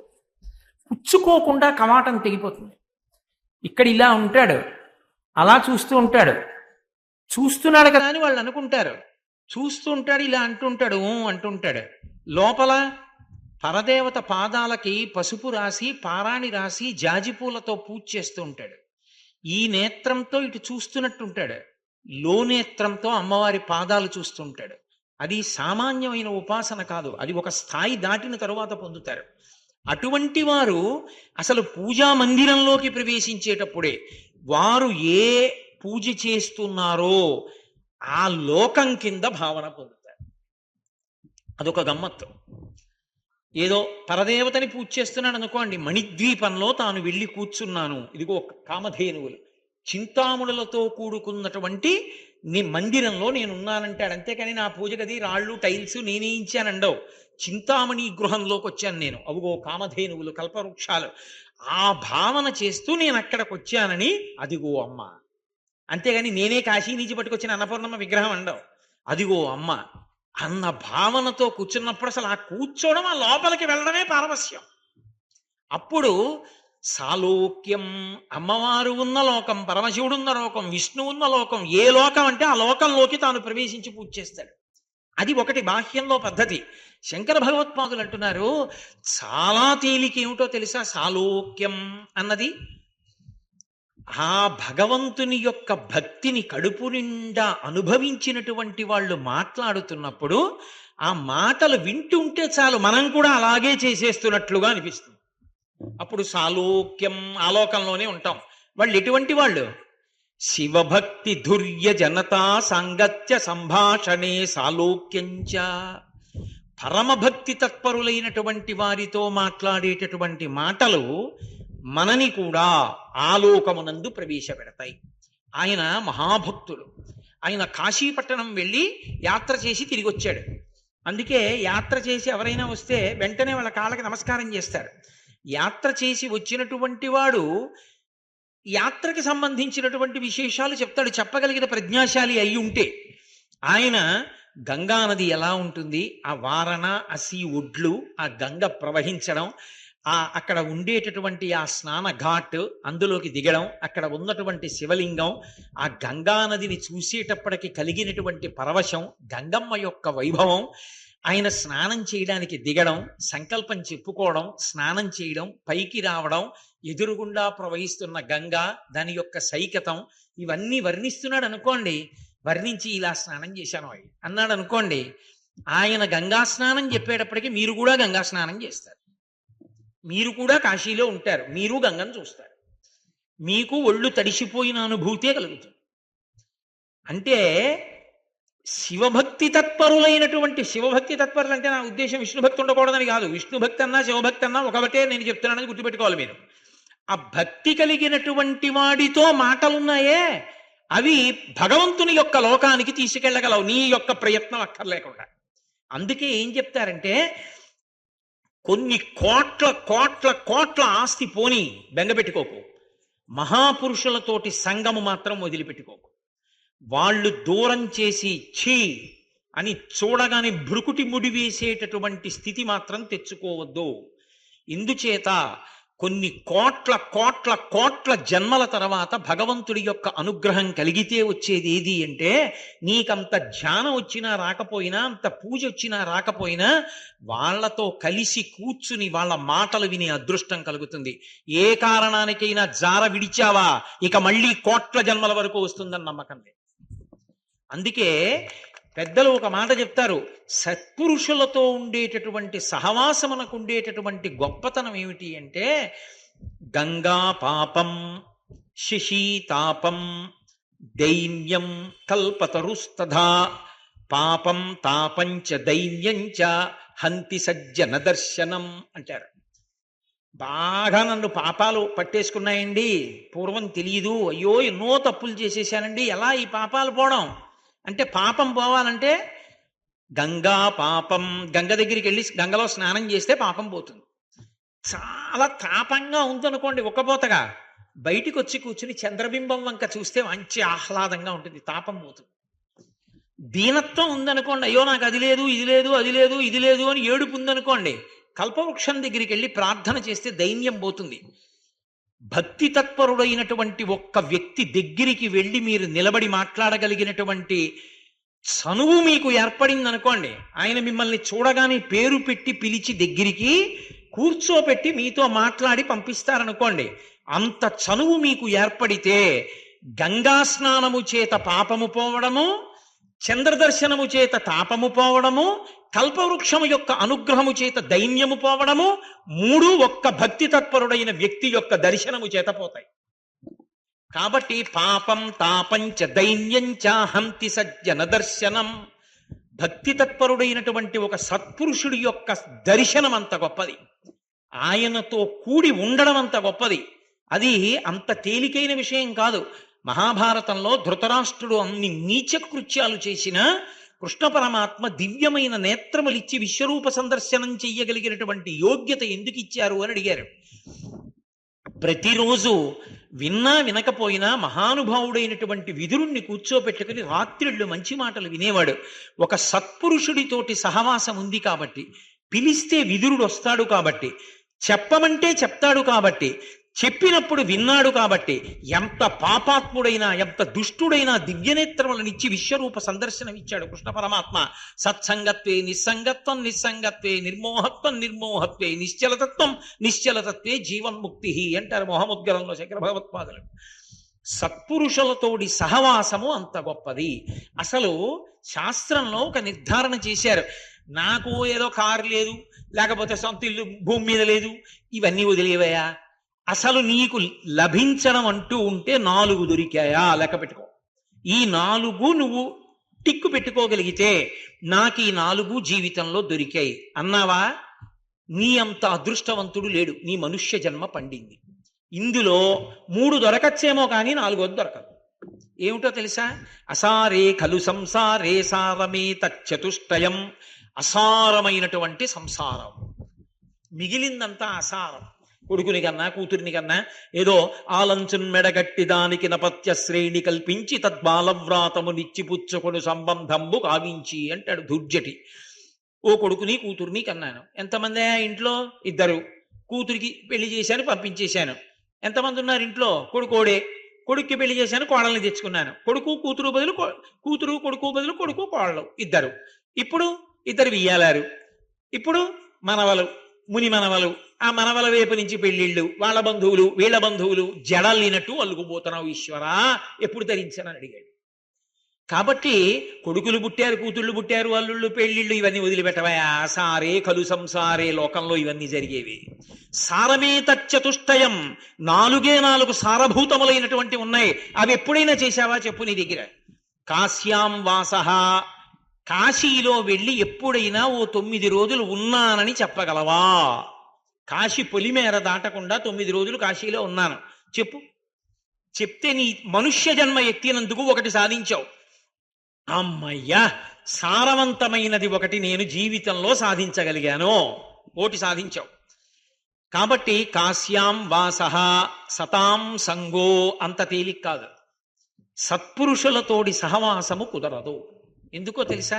సత్పురుషులకుండే లక్షణం ఏమిటంటే ఏకాంతం కోరుకుంటారు. వాడికి ఊరికే ఇంటికి జనం రావడం, ఆ జనంతో మమేకమైపోవడం, వచ్చిన వాళ్ళందరితో మాట్లాడుతూ ఉండడం, నాకు ఇంత ఇన్ఫ్లుయెన్స్ ఉందంటూ ఉండడం, నా సర్కిల్ పెద్దదండం, ఈ పిచ్చ మాటలన్నీ వాళ్ళ దగ్గర ఉండవు. వాడికి ఎవడూ తలుపు కొట్టకుండా ఉంటే, ఎవడూ ఇంటికి రాకుండా ఉంటే వాడికి పరమ సంతోషం. ఎందుకని? ఓ శ్లోకం చదువుకుని పరవశించిపోతాడు, పూజ చేసుకుని సంతోషపడిపోతాడు, ప్రశాంతంగా కూర్చుని ఏవో 4 శ్లోకాలు తలుచుకుని తనలో తానే పరవశించిపోతాడు. ఎవడో వచ్చి అస్తమానం మాట్లాడుతున్నాడు అనుకోండి, వాడికి చిరాగ్గా ఉంటుంది. దిక్కుమాలిన కూడా ఇది ఎక్కడ ప్రారంధం, అస్తమానం ఎవడోడు వస్తాడంటాడు. అసలు నిజంగా భగవద్భక్తి తత్పరులైన వాళ్ళకి ఇంటికి అదే పనిగా జనం రావాలని కోరుకోరు. వాళ్ళు ఏకాంతాన్ని అభిలషిస్తారు. అందుకే అరణ్యాల్లోకి వెళ్ళిపోతారు, ఎవడు దగ్గరికి రాడని. అటువంటి సత్పురుషుడు నిన్ను దగ్గరికి ఎందుకు పెట్టుకుంటాడు? నిన్ను దగ్గరికి పెట్టుకుని నిన్ను చూడగానే పేరు పెట్టి పిలిచి ఎంతో ప్రేమ నీ మీద వ్యక్తం చేసి నీతో అంత అనుబంధం పెంచుకుంటాడా? ఒక్కనాటికి పెంచుకోడు. అలా పెంచుకుంటే జ్ఞాపకం పెట్టుకో, కొన్ని కోట్ల జన్మల తరువాత పరమేశ్వరుని యొక్క అనుగ్రహం కలిగిందని గుర్తు. ఎందుకని అంటే అది పెద్ద దూకు. ఆయనతో సహవాసం ఉన్నందుకు ఈశ్వరుడు పైకి ఎత్తేస్తాడంతే, లాగేస్తాడు. అందుకే దొరకదది. కాబట్టి కాశ్యాం వాసః సతాం సంగో గంగాభః. గంగాభః అంటే గంగలో స్నానం. ఎప్పుడైనా చేశావా గంగా స్నానం? చేసుంటే చెప్పు, ఇంకో మెట్టెక్కావు. శంభుసేవనం, పరమశివుడి పూజ కానీ పరమశివుడి సేవ కానీ ఎప్పుడైనా చేశావా? నేను పరవశంతో చేశానండి. ఉత్తుత్తి పూజ, నోటి పూజల గురించి నేను మాట్లాడటలేదు. ఆ పనికిమాలిన పూజలు చాలా చోట్ల కనబడతాయి. పరవశంతో మనసు పెట్టి చేసిన పూజ ఉన్నదా? ఒక్క రోజైనా నిజంగా నువ్వు పూజ చేస్తున్నప్పుడు కన్నుల వెంట ఆనంద భాష్పములు కారి కంఠం గాగ్గదికమై మాట రాక నువ్వు పూజలో కూర్చుండిపోయినటువంటి రోజు ఎప్పుడైనా ఉందా? ఆ పూజ చేస్తున్నప్పుడు ఇంత అనుగ్రహమా తండ్రి, లోకం కోసం కంఠం నల్లబడినా చూసుకోకుండా హాలాహలం పుచ్చుకున్నావా అని ఎప్పుడైనా నీ కన్నుల వెంట నీళ్లు కారి కంఠం గాగ్గదికమైపోయి ముక్కంబట నీళ్ళొచ్చి తలకాయ జిమ్మని లాగి నిప్పెట్టి ఆగిపోయి ఎవరైనా చూస్తారని ఉత్తరీయం పెట్టి కళ్ళు తుడుచుకుని, ముక్కు కారిపోతుంటే చేతిగుడ్డతో తుడుచుకుని చేతులు కడుక్కుని పూజ ఎప్పుడైనా చేశావా? భగవంతుని యొక్క అనుగ్రహం తలుచుకుని కళ్ళ నీళ్లు కారాయా? అలా అయితే చెప్పు, ఇంకోటి ఎక్కేవు సారభూతమైనది జీవితంలో. ఈ 4 సారభూతములు. మిగిలినవి ఏవి చెప్పు, నాకు అక్కర్లేదు. నేను నీ జన్మ చాలా గొప్పదని చెప్పడానికి కారణాలు కావు. నా దగ్గర ఇంత డబ్బు ఉందండి, వాట్ ఇఫ్ అంటుంటారు చూసారా ఇంగ్లీష్లో, అయితే ఏమిటి, అదో ఈశ్వర కృప అంతే. ఎన్నాళ్ళు నువ్వు ఉన్నన్నాళ్ళు, తర్వాత ఎవరి పూర్వజన్మ పుణ్యక్షయమైందంతే. మంచి అధికారంలో ఉన్నానండి, ఎన్నాళ్ళు ఉంటే 60 ఏళ్ళు, తర్వాత పేరు ముందు ఎక్స్ వస్తుందిగా, మాజీ. మరి ఎప్పటికీ ధరించిపోయేది ఎప్పుడు? ఆఖరికి మాట తడబడిపోతున్నా కూడా కళ్ళు మూసుకుంటే లోపల భగవంతుణ్ణి చూసి తరించిపోగలిగిన స్థితి కలిగితే వాడి జన్మ పండింది. ఈ 4 సారభూతములు. అసారే ఖలు సంసారే సారమే తచ్చతుష్టయం. 4 మొదటిది కాశ్యాం వాసః సతాం సంగో, సత్పురుషుల యొక్క స్నేహం, గంగాభః గంగా స్నానం. 4వది శంభుసేవనం, పరమశివుని యొక్క సేవ. ఆయన ఆలయానికి వెళ్ళడం, ఆయన ఆలయానికి ప్రదక్షిణం చేయడం, ఆయన దేవాలయాన్ని తుడవడం, ఆయన పల్లకి మొయ్యడం, ఆయన వస్త్రములను తుడవడం, ఆయన యొక్క పాత్రల్ని కడగడం, ఇలాంటివి చెయ్యగలిగితే ఆ శంభునికి చేసినటువంటి సేవ సామాన్యంగా పోయేది కాదు. కాబట్టి శంభుసేవనం ఈ 4 చేసినది ఉంటే చెప్పు. అబ్బా నిన్ను కౌగిలించుకోవాలో, నీ కాళ్ళకి దండం పెట్టాలంటాడు. కాదు, నాకు 3 కొడుకులు ఉన్నారండి, అల్లుళ్ళు మాకు 2 కూతుళ్ళండి, అల్లుళ్ళు కొడుకుల్లా ఉంటారండి, కొడుకులు కొడుకున్నరలా ఉంటారండి, ఇవన్నీ చెప్పకు. చాలా మంది ఉన్నారు అలాంటి వాళ్ళు. ఇవద్దు. ఈ ఏడాది ఇది చెప్పావు, వచ్చే ఏడాది ఉపన్యాసానికి వచ్చినప్పుడు మా అల్లుడంతా పనికి మాలిన వాళ్ళు లేడండి అంటావు. అవి కాదు. గంగా స్నానం చేశాను, 9 రోజులు కాశీలో ఉన్నానంటావా చెప్పు, సంతోషిస్తాం అంతే. అని నేనంటలేదు మహాప్రభు, నాకేదో చెప్పమని నేను మిమ్మల్ని పోగొడతానని నేను అంటలా. నేనెంతటి వాడిని? శాస్త్రం అంటోంది ఆ మాట. కాబట్టి అది అంత గొప్పది. అందుకే ప్రయత్నపూర్వకంగా చెయ్యవలసినటువంటి పనులు కొన్ని చెప్పింది శాస్త్రం. ఇవి నీ ప్రయత్నంతో సాధించుకో. నువ్వు ప్రయత్నం చెయ్యకపోతే మాత్రం సాధన జరగదు. ఎందుకో తెలుసా? సత్పురుషుల దగ్గరికి వెళ్ళినప్పుడు మొదట లభించేది ఏది అంటే, అంత ప్రేమగా ఏం కౌగిలించేసుకుని మాట్లాడరు. ఏం కావాలి, ఎందుకు వచ్చావు, ఏమిటి అని తొందరగా పంపించడానికే ప్రయత్నిస్తారు. ఎందుకంటే ఆయన ఇంకో శ్లోకం చదువుకోవడమో ఇంకాసేపు జపం చేసుకోవడమో చేసుకుంటాడు. అందుకని ఆయనకి ఏమంత ఇష్టం ఉండదు ఊరికే మాట్లాడుతూ కూర్చోవడం. కానీ నువ్వే ప్రయత్నం చేసుకుని ఆయన నిన్ను చూడగానే ప్రేమతో పిలిచేటట్టు నువ్వు ప్రవర్తించాలి. అంతేవాసిత్వం పొందగలగాలి. దాని కొరకు అని చెప్పి దుర్జన సాంగత్యం, ప్రయత్నపూర్వకంగా దుష్టులైనటువంటి వారి స్నేహము లేకుండా దూరంగా జరిపేయాలి. దుష్టుల స్నేహం అన్నది చేయకూడదు జీవితంలో. 2వది కురు సజ్జన సంగమం. ఎప్పుడూ కూడా ఆయన మంచి సత్పురుషుడు అంటే ఒక్కసారి చూడడం, నమస్కారం చేయడం, ఆయన అనుగ్రహం పొందడానికి ప్రయత్నం జీవితంలో జరిగి తీరాలి. ఆ మాటలు వినడం, ఆ పుస్తకాలు చదువుకోవడం, దాన్ని అనుష్ఠానం చేయడం, సత్పురుషులతోటి సహవాసము కన్నా గొప్పది లోకమునందు లేదు. అది ఈశ్వర లోకంలో నిన్ను కూర్చోబెడుతుంది తీసుకెళ్ళి. ఆయన మాటలు చాలు వినగలగడం అదృష్టం. అక్కడికి వెళ్ళి కూర్చుని ఆయన మాట్లాడుతుంటే వినడం అంటే అంత తేలిక కాదు. ఎవరికీ పట్టని భాగ్యం నీకు పట్టిందని గుర్తు. కాబట్టి తప్పకుండా చెయ్యి. కురు పుణ్య మహోరాత్రం. 3వది రేపు చేద్దాం లేని విడిచిపెట్టకు. ఇది చేస్తే పుణ్యం వస్తుందన్న పని రాత్రైనా పగలైనా ఎప్పుడైనా సరే చేసేయి వెంటనే. శరీరం నిత్యం ఉంటుందో ఉండదో రేపు చేయడానికి, చేసేయి వెంటనే, చేసేసాయి ఆ పని. కురు పుణ్య మహోరాత్రం స్మర నిత్యానిత్య విశేషణం. రోజు కూడా ఉండేదేది పోయేదేది జ్ఞాపకం చేసుకుంటూ ఉండదు. ఈ శరీరం వెళ్ళిపోతుంది, కొన్ని ఏళ్ల తర్వాత వెళుతుంది. ఉండిపోయేదేది ఆత్మ ఒక్కటే ఉంటుంది. దాని గురించి తెలుసుకోవాలి, భగవంతుడి గురించి తెలుసుకోవాలి, పెద్దల అనుగ్రహం పొందాలి. కాబట్టి దాన్ని ఎప్పుడూ స్మరిస్తూ ఉండు. ఈ 4 విడిచిపెట్టవద్దు. అందులో మొదటిదేది సత్పురుషుల యొక్క సాంగత్యమును విడిచిపెట్టవద్దు. ఏవి పోని పర్వాలా, మహాపురుషుల యొక్క సంగమును మాత్రము పోగొట్టుకోవద్దు.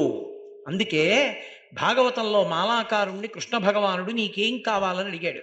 నీ పాద కమల సేవయు నీ పాదార్చకులతోడి నియ్యము నితాంతాపార భూతదయయు తాపసమందార నాకు దయసేయకదే అని అడిగాడు. ఇప్పటికీ నాకెందరో పెద్దలు తెలుసు, తీర్థం తీసుకునేటప్పుడు ఈ పద్యమే చెప్పి తీసుకుంటారు. నీ పాద కమల సేవయు నీ పాదములను సేవించే అదృష్టమి. నీ పాద కమల సేవయు నీ పాదార్చకులతోడి నెయ్యము నీ పాదములను అర్చించే సత్పురుషులతోటి సహవాసమియ్యి. నితాంత అపార భూతదయయు అపారమైనటువంటి భూతదయని నాకు కటాక్షించు. ఈ మూడే అడిగాడు. సత్పురుష సహవాసం అడిగాడు. అందుకే పెద్దలు అంటారు, సత్పురుష సహవాసం అనేటటువంటిది ఇండిప గింజ వంటిది అంటారు. బురద నీటిలో ఇండిప గింజ పారేస్తే ఎలా మలినమంతా కిందకు వచ్చేస్తుందో, నీరు శుద్ధమైపోతుందో, సత్పురుషుడితోటి సహవాసము ఎంతటి వారిని మార్చేస్తుంది. నేను మీకు ఒక ఉదాహరణ చెప్పాలి అంటే, కబీర్ దాస్ గారు మహాభక్తుడు. ఆయన భార్య పేరు లోయి. ఆ తల్లి యొక్క శీలం, ఆ తల్లి యొక్క భక్తి గురించి మాట్లాడాలి తప్ప ఆ మాట నేను అనకూడదు. కానీ సందర్భంలో అలా అనకుండా ఉండడం సాధ్యం కాదు కాబట్టి నేను అంటున్నాను అంతే. మహాందగత్తె కబీర్ దాస్ గారికి సత్పురుషులంటే ప్రాణం. ఓ రోజు రాత్రి బోలెడంతమంది సత్పురుషులు ఆయన ఇంటికి వచ్చారు. ఆయన ఆనందపడిపోయి మీరందరూ భోజనం చేసి వెళ్ళాలన్నారు. అలాగే చేస్తా ఉన్నారు. బియ్యపు గింజ లేదు ఇంట్లో. ఏం చెయ్యాలో అర్థం కాక ఈ సరుకులన్నీ అమ్మేటటువంటి ఒక వర్తకుడి దగ్గరికి వెళ్ళింది. తులసీ శేఠ్ అని ఆయన దగ్గరికి వెళ్ళింది లోయి. వెళ్ళి, అయ్యా మా ఇంటికి సత్పురుషులు వచ్చారు, వారికి అన్నం పెట్టడానికి, నాకు నా భర్తకి వద్దు, వారికి అన్నం పెట్టడానికి కావలసిన ద్రవ్యం సరుకులు ఇయ్యి అప్పుగా. రేపు ఉదయమే నా భర్త వచ్చి డబ్బు కడతాడు. ఇప్పుడు డబ్బు లేదు, మా దగ్గర ఏం లేదు, సత్పురుషులు అన్నం కోసం చూస్తున్నారండి.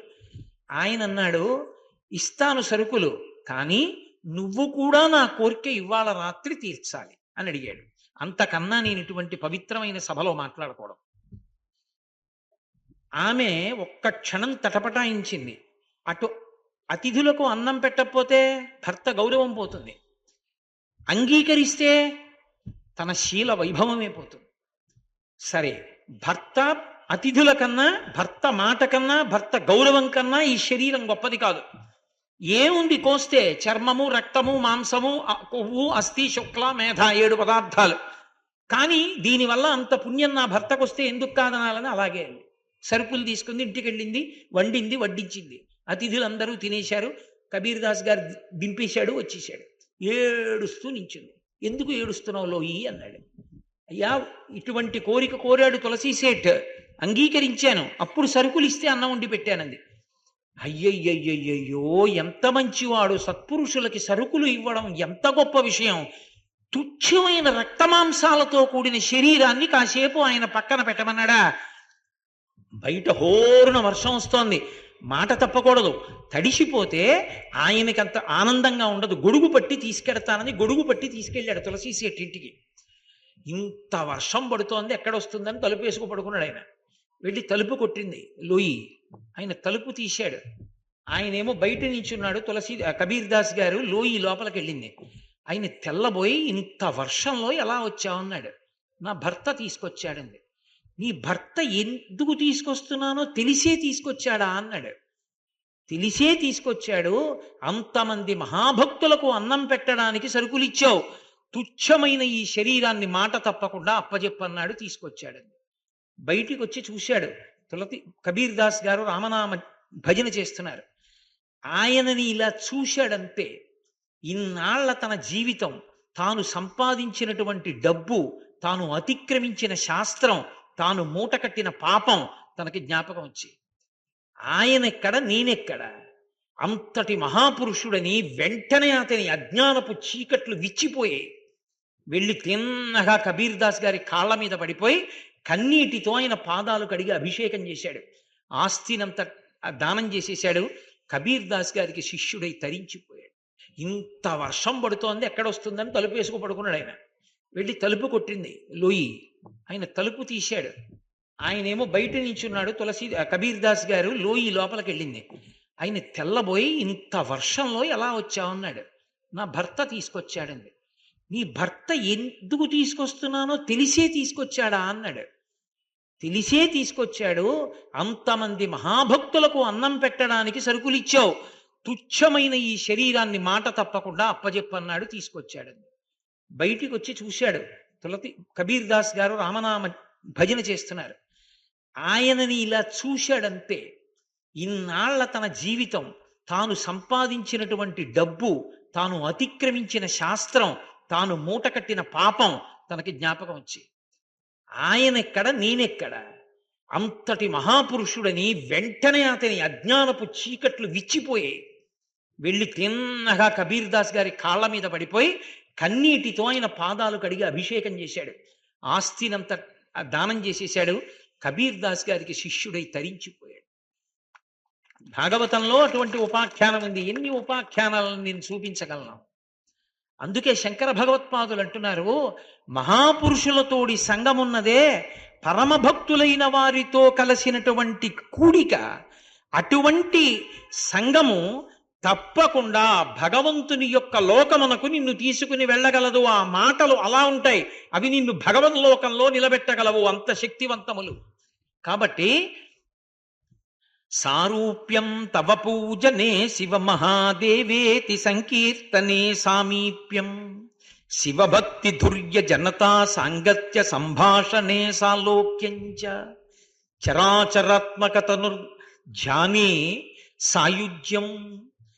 శంకర, ఈ చరాచరాత్మకమైనటువంటి జగత్తునంతటినీ కూడా నీ శరీరంగా భావన చేసి ధ్యానం చేస్తే నాకు సాయుధ్య మోక్షం వస్తుందండి. ఈ చరాచరాత్మకమైన ప్రపంచం అంటే, చరాచరములు అంటే స్థావర జంగమములు అని పేరు. స్థావరములు అంటే కదలని వాటిని అన్నింటినీ స్థావరములు అంటారు. చెట్లు ఉన్నాయనుకోండి కదలవు, అలాగే భూమిలోంచి లేచి అలాగే ఉంటాయి. మేక వచ్చి మీదపడి ఆకులు తిననివ్వండి, రాళ్ళు పెట్టి కొట్టనివ్వండి, గొడ్డలి పెట్టి నరకనివ్వండి, ఒక్క అడుగు దాటి వెళ్ళదు, కదలకుండా ఉండిపోతుంది. కాబట్టి దాన్ని స్థావరం అంటారు. కదిలి వెళ్ళిపోయేటటువంటి వాటిని అన్నింటినీ జంగమములు అంటారు. ఇప్పుడు మనం ఉన్నాం అనుకోండి, మన జంగమములు అంటారు, ఎందుకంటే మనం కదిలి వెళ్ళిపోతాం.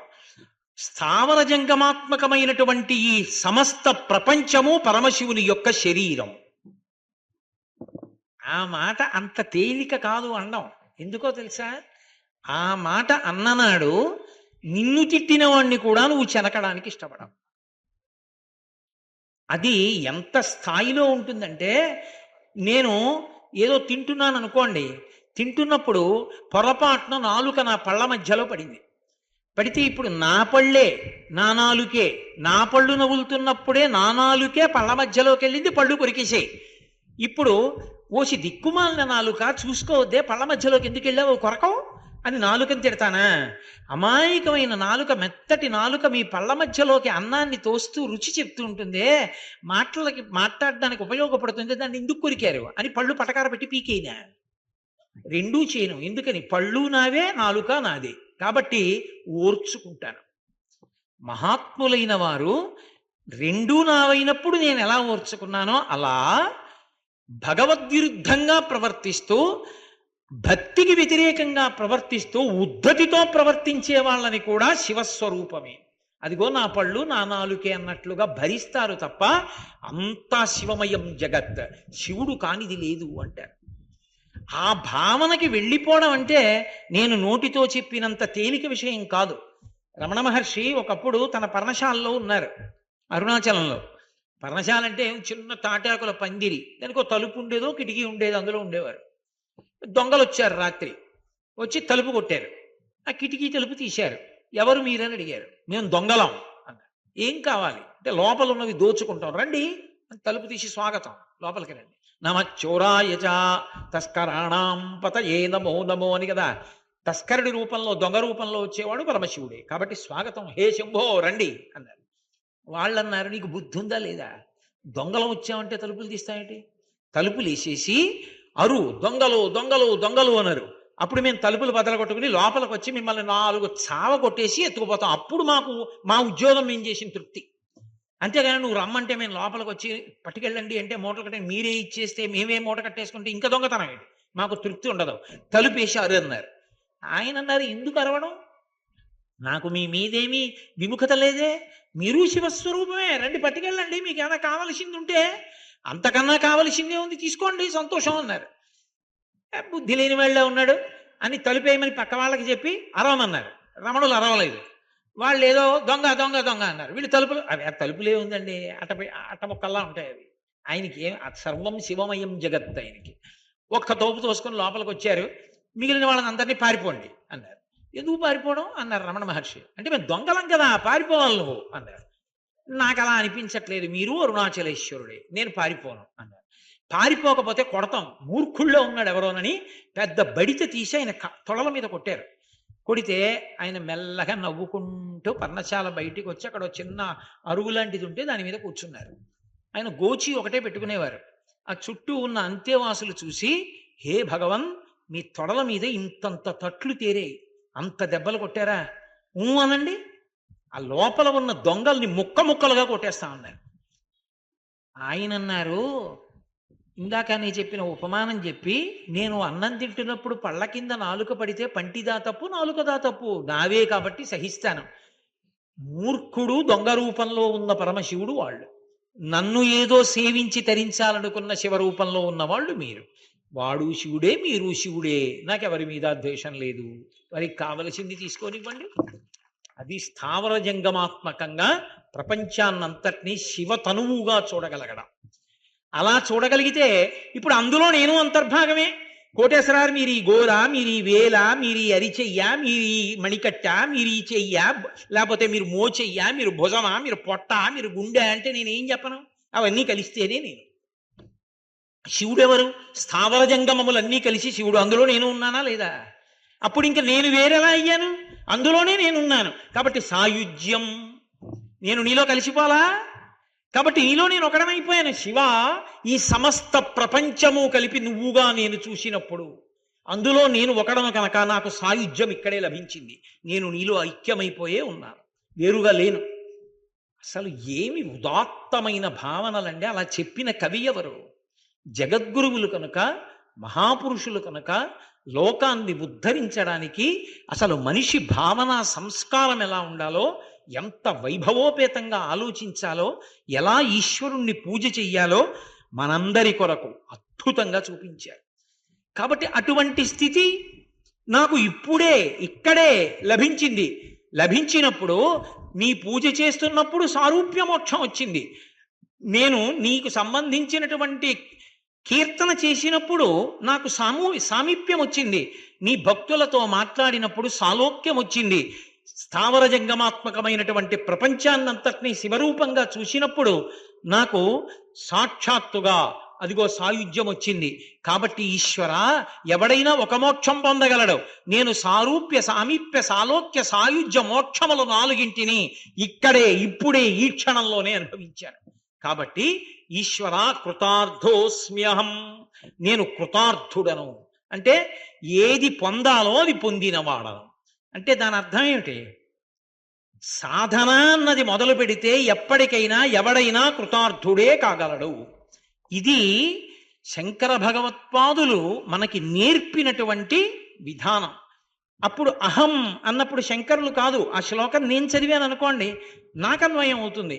కనీసంలో కనీసం పూజ చేసినప్పుడో, భగవద్భక్తులతో సహవాసంలోనో, కీర్తన చేసినప్పుడో, లోకాన్నంతటినీ శివస్వరూపంగా చూడగలిగినటువంటి ప్రజ్ఞా విశేషాన్ని బుద్ధి వైభవంగా పొందడానికి చేసేటటువంటి ప్రయత్న రూపమే సాధన కనుక, ఆ సాధన ఎలా పరిణమించి చిట్ట చివర మనుష్య జన్మ సార్థక్యానికి పనికి రావాలో శంకర భగవత్పాదులు ఉపదేశంగా ఈ శ్లోకంలో మనందరికీ ఆవిష్కరించారు.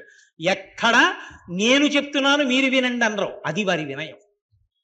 వారు అంత మర్యాదగా మాట్లాడతారు. నేను ఇంత గొప్పవాణ్ణి, మీకేం తెలియవు, నాకే తెలుసు, నేను అనుభవించాను, మీరు ప్రయత్నించండి, మీరు ఎందుకు పనికొస్తారు, అలా మాట్లాడరు శంకర్లు. వారు మాట్లాడితే అంత లలితమైనటువంటి భాషలో, అంత మర్యాదతో అవతలవాడు పరమ సంతోషాన్ని పొంది తాను కూడా ఆ మార్గంలో ప్రయాణించేటట్లు మాట్లాడతారు.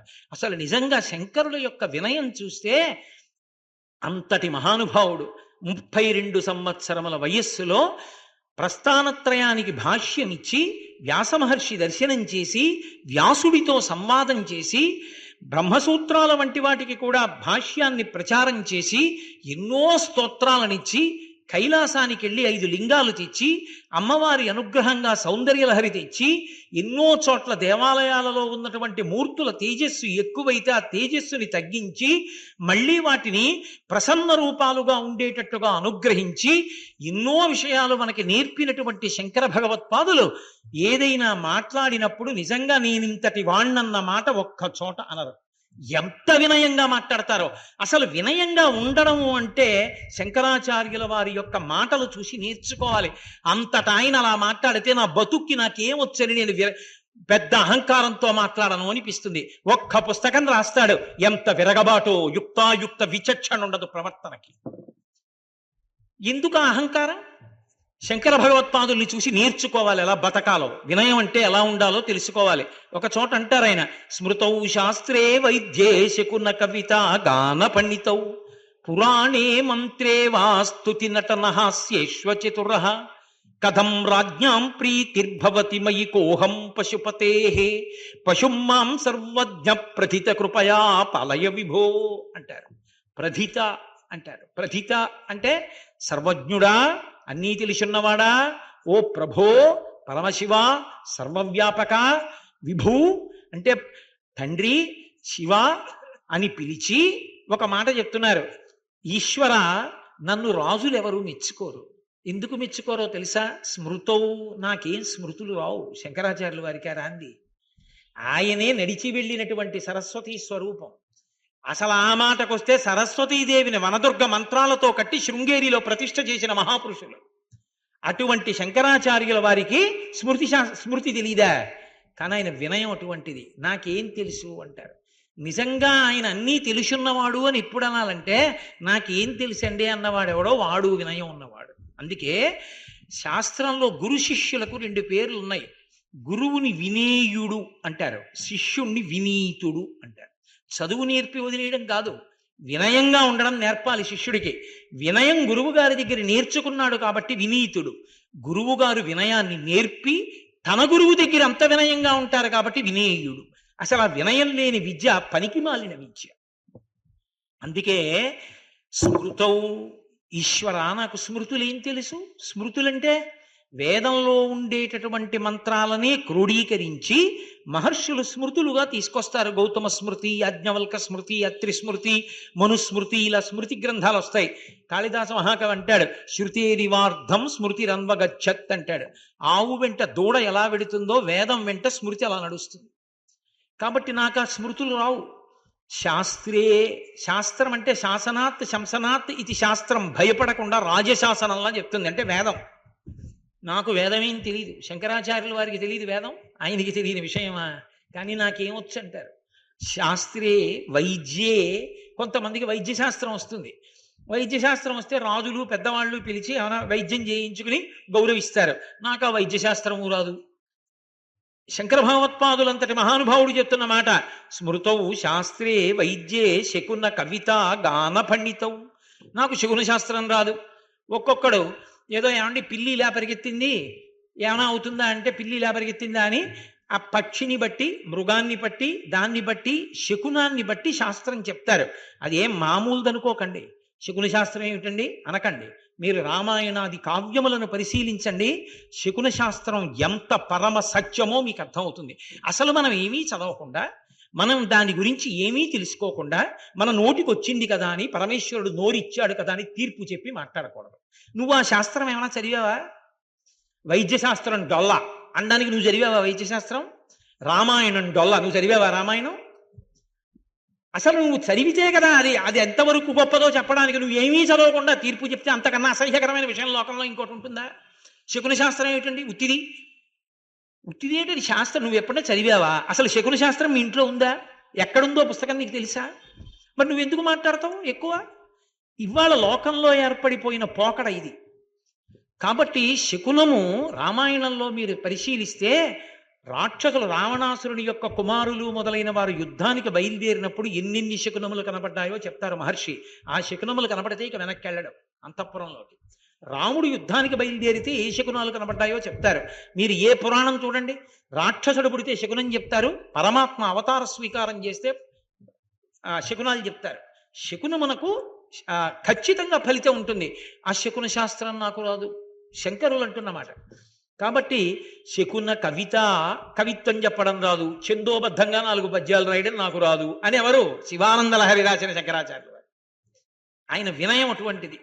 శకున కవిత గాన పండితం, మంచి పాట పాడడం అది రాదు అంటున్నారు. కానీ నిజంగా శంకరాచార్యుల వారికి ఎంత సంగీత శాస్త్రం వచ్చో తెలుసుకోవాలంటే సౌందర్యలహరి చదివితే తెలుస్తుంది ఆయనకి ఎంత సంగీత శాస్త్రం వచ్చో. గాన పండితం, వేదిక నెక్కి 4 మాటలు మాట్లాడడం, భూపసభాంతరాళమున పుష్కళ వాక్చతురత్వమాజి బాహాపట శక్తియున్ యశమునందనురక్తియు ప్రకృతి సిద్ధగుణంబులు సజ్జనాళికిన్నంటాడు భర్తృహరి. లోపల ఎన్ని విషయాలున్నా పెద్ద సభకొచ్చి కూర్చుని మాట్లాడుతున్నప్పుడు పుష్కళమైనటువంటి వాక్చతురత్వము కలిగి ఉండాలి అంటే అదో పరమేశ్వరుడు యొక్క అనుగ్రహం. శంకర నాకు సభల్లో మాట్లాడడం రాదు, ఒక్క మాట పెగలదు. ఎవరు ఆ మాట అంటున్నది? ఆసేతు హిమాచల పర్యంతము భారతదేశమంతా 3 మాటలు పాదచారి అయి పర్యటించి అవైదికమైన వాదనలను ఖండించి సరస్వతీదేవితో వాదించి గెలిచి సర్వజ్ఞ పీఠారోహణం చేసిన శంకర భగవత్పాదులు నాకేం రాదని చెప్తున్నారు. నాకేం మాట్లాడడం రాదు. శకున కవిత గాన పండితౌ పురాణే మంత్రే వాస్తుతి నటన హాస్యేష్వ చతుర్రః. పోనీ పురాణం వచ్చా? నాకు అది రాదు, పురాణం చెప్పడము రాదు, నేను ఏ పురాణం చదువుకోలేదు. శంకరాచార్యుల వారా చదువుకోండి. మంత్రేవా, పోనీ ఏమైనా మంత్రాలు వచ్చా నాకు? ఆ మంత్రాన్ని అనుసంధానం చేసి ఏమైనా ఫలితాన్ని సాధించడం వచ్చా? ఒక్కొక్క దానికి ఒక్కొక్క ప్రక్రియ ఉంటుంది. ఇందాక నేను మీతో మనవి చేశానే, రుద్రము జపం చేయవచ్చు అని. చంద్రశేఖర భారతీ స్వామి వారు ఒకప్పుడు చెప్పారు, ఎందుకురా బెంగ పెట్టుకుంటావు, ఇక్కడ కూర్చుని జపం చేసి తీర్థం మీ ఆవిడికి ఇస్తున్నానని విడిచిపెట్టు, అనారోగ్యం తగ్గుతుందన్నారు.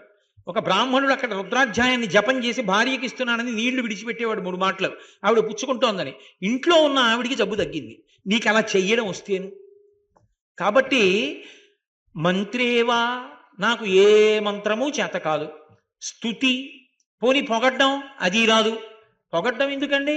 పొగడ్డం పొరపాటు కదా. అనవసరంగా అవతల వాడిని పొగిడితే అసలు ఏదైనా ఒక మాదక ద్రవ్యం పుచ్చుకున్నాడు అనుకోండి, 1 గంట 2 రోజులో 3 రోజులో ఉంటుంది మత్తు.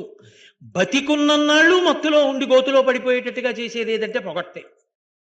ఒక్కసారి పొగుడు చేశారనుకోండి, ఇహ వాడి సంగతి చూడక్కర్లేదు, వాడు పాడైపోతాడు. అందుకే చాలా క్రమశిక్షణతో జీవనం గడుపుతున్నటువంటి బ్రాహ్మణుణ్ణి పాడు చేయాలంటే ఏం చెయ్యాలని అడిగారు. ఒక్క సన్మానం చేసి సన్మాన పత్రం ఇచ్చేయండి అన్నారు, చాలు, పాడైపోతారు. కాబట్టి స్తుతి, పొగడ్డం రాదు. మరి పొగడ్డం ఎందుకు? అలా ఎవరైనా పొగడచ్చా? తప్పు కదా. మరి శంకరాచార్యుల వారు నాకు పొగడ్డం రాదని ఎందుకు అనాలి? అంటే పొగడడం కోసమే 2 ఉద్యోగాలు ఉంటాయి రాజుగారి దగ్గర. ఒకడిని వంది, ఒకడిని మాగధి అంటారు. వాళ్ళిద్దరూ ఏం చేస్తూ ఉంటారంటే ప్రభువుని స్తోత్రం చేస్తారు. వాళ్ళు ఉత్తినే అదే పనిగా అక్కర్లేకుండా స్తోత్రం చేయరు. వంది చూస్తాడు, రాజు ఏదైనా తప్పు నిర్ణయం చేస్తుంటే రాజు చేసిన నిర్ణయం వల్ల రాజు వంశంలో ఇంతకుముందు పుట్టిన మహాపురుషుల యొక్క కీర్తి పాడైపోతోంది అనుకుంటే, వంది పూర్వం రాజు యొక్క వంశంలో ఉన్న వాళ్ళు ఎటువంటి పనులు చేశారు, ఇప్పుడు నువ్వు చేస్తున్న పని వల్ల వాళ్ళ కీర్తి కళంకం అవుతోందని కీర్తన చేస్తాడు. వెంటనే ఓ నా పూర్వుల యొక్క కీర్తి పోతోందని రాజు ఆ నిర్ణయం చేయడు. వంది రాజు యొక్క వంశాన్ని వాళ్ళు చేసిన మంచి పనులను తెలుసుకుని రాజు తప్పటడుగు వేయకుండా స్తోత్రం చేస్తూ రక్షిస్తాడు. మాగధి అని ఉంటాడు. మాగధి రాజు చేస్తున్న నిర్ణయం వల్ల దేశ ప్రజలకు ఏదైనా ఇబ్బంది కలుగుతుంది అంటే స్తోత్రపాఠం చేస్తూనే ఆ చేసిన పని వల్ల ప్రజలకి ఇబ్బంది ఎలా వస్తుందో చెప్తాడు. చెప్తే ఓ నేను ఇది చెయ్యకూడదని రాజు నిర్ణయాన్ని సవరించుకుంటాడు. స్తోత్ర రూపంలో రాజు తప్పటడుగు లేకుండా చూడ్డానికి 2 ఉంటారు స్తుతిపాఠానికి, వంది మాగధి. అంతేగాని వాళ్ళిద్దరూ ఉత్తినే అదే పనిగా స్తోత్రం చేయడానికి ఏమి ఉండరు. వాళ్ళు రాజు పాడవకుండా కాపాడతారు వాళ్ళిద్దరు. అందుకని అది స్తుతి. అది చేయడం అంటే అశిధారావ్రతం అంత తేలికైనటువంటి విషయం కాదు. అది కత్తుల మీద నడక. రాజు దగ్గర అంత జాగ్రత్తగా మాట్లాడాలి, రాజు తప్పు చేయకుండా చూసుకుంటూ ఉండాలి. అలా స్తుతి చేయడం నాకు రాదు. నటన, పోని ఏదో నటన చేసి ఏదో ఏంటి కాసేపు రంగస్థలం మీద ఉండి అందరినీ మెప్పించగలనా? నాకు అది రాదు. స్తుతి నటన హాస్యేష్వ చతుర్రః, పోని హాస్యం ఆడడం. హాస్యం అని చెప్పేసి మనకు అవధానాల్లో కూడా ఉంటుంది. అప్రస్తుతంగా మాట్లాడుతూ కాస్త హాస్యాన్ని మేళవిస్తూ ఉంటారు. ఆ హాస్యం ఏదో అవతల వాడిని నవ్వించడం నాకు రాదు. నవ్వించడం హాస్యం అన్న మాటని జాగ్రత్తగా అర్థం చేసుకోవాలి. హాస్యమంత లలితముగా ఉండడం, లలితంగా ఉంచడం అంత తేలికైన విషయం కాదు. హాస్యం అంటే అర్థం పర్థం లేకుండా ఇతరుల మనసు గాయపడేటట్టుగా ప్రవర్తించేటటువంటి వాడు హీనుడు. అలా ప్రవర్తించకూడదు. ఏ పాత్ర పడితే ఆ పాత్రని హాస్యం కోసం ఎంచుకోకూడదు. గురువులు, ఉపాధ్యాయులు, అధ్యాపకులు ఇటువంటి వాళ్ళ పాత్రలు వేసి వాళ్ళనందరినీ కూడా అత్యంత అసహ్యకరంగా చూపించేటట్టుగా ప్రవర్తించి రంగస్థలం మీద నటించి హాస్యనటుడు అని పేరు తెచ్చుకుని ఆ డబ్బులతో అన్నం తినడం ఆత్మహత్యా సదృశ్యం. అటువంటి హాస్యం కూడదు. ఇతరుల మనసు కష్టపడనటువంటి హాస్యం చూపించగలగాలి. కాబట్టి హాస్యేష్వ చతురః అచతురః, నాకవేం రావు. కాబట్టి ఓ శాస్త్రం రాదు. స్మృతౌ శాస్త్రే, నాకు శాస్త్రం తెలియదు. శాస్త్రం అంటే వేదమని ఒక అర్థం, వేదములకు ఉపాంగములను ఒక అర్థం. చతుశాస్త్రములని 4. ఆ 4ంటిని శాస్త్రాలంటారు. అందులో మొదటిది వ్యాకరణం. వ్యాకరణం శివాలయంలోనే వ్యాకరణ మంటపంలో నేర్చుకోవాలి. ఎందుకంటే ఆయన ఢమరకంలోంచే మాహేశ్వర సూత్రాలు వచ్చాయి కాబట్టి.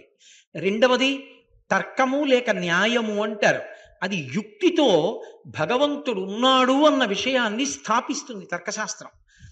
అలాగని వితండవాదన చేయకూడదు. తా పట్టిన కుందేలుకు 3 కాళ్ళు అన్నట్టుగా మూర్ఖవాదన చేయకూడదు. పటిమతో వాదన చెయ్యాలి. దాన్ని తర్కము న్యాయము అంటారు. మూడవది పూర్వమీమాంస. మీమాంస అని వదిలేశాను అనుకోండి, ఏమీ చెప్పకపోతే పూర్వమీమాంస అని గుర్తు. పూర్వమీమాంస అంటే కర్మలకు యజ్ఞయాగాది క్రతువులకు సంబంధించినటువంటి వ్యాఖ్యానము, భాష్యము అంతటినీ పూర్వమీమాంస అంటారు. 4 ఉత్తర మీమాంస లేక వేదాంతం. అంటే ఉపనిషత్తులు, బ్రహ్మసూత్రాలు మొదలైనటువంటి వాటి భాష్యం జ్ఞానమును ఇవ్వగలిగినటువంటిది, ఆత్మను అనుభవించేటట్టుగా చెయ్యగలిగినటువంటిది. అటువంటివి ఏ ఉన్నాయో వాటిని చతుశాస్త్రములు అంటారు. ఆ శాస్త్రములు నాకు రావు. స్మృతౌ శాస్త్రే వైద్యే శకున కవిత గాన పండితౌ పురాణే మంత్రే వా స్తుతి నటన హాస్యేష్వ అచతురః. కథం రాజ్ఞాం ప్రీతిర్భవతి మయి కోహం పశుపతే. ఈశ్వర, ఇంక రాజులు నన్నెందుకు ఆదరిస్తారు? కాదు. అదే శ్లోకాన్ని తిప్పండి. రాజులు సంతోషించి రాజుల ప్రాపకం పొందాలన్న విద్యలు నాకు అక్కర్లేదు. కాబట్టి రాజులు నన్ను ఎందుకు పిలుస్తారు? నన్ను పిలవరు. నాకేమీ రాదు. ఏమీ రాని వాడిని ఏమంటారు? విద్యావిహీన పశువు. పశువు అంటారు. నేను పశువుని. కాబట్టి మయి కోహం పశుపతే, నేనెవరో తెలియని పశువుని. నువ్వు పశుపతివి. పశుపతి ఏం చేయాలి? పశువుల్ని చూసుకోవాలి. ఆవుల్ని కాసేటటువంటి వాడు ఆవుల్ని తీసుకుని బీడుకెడతాడు.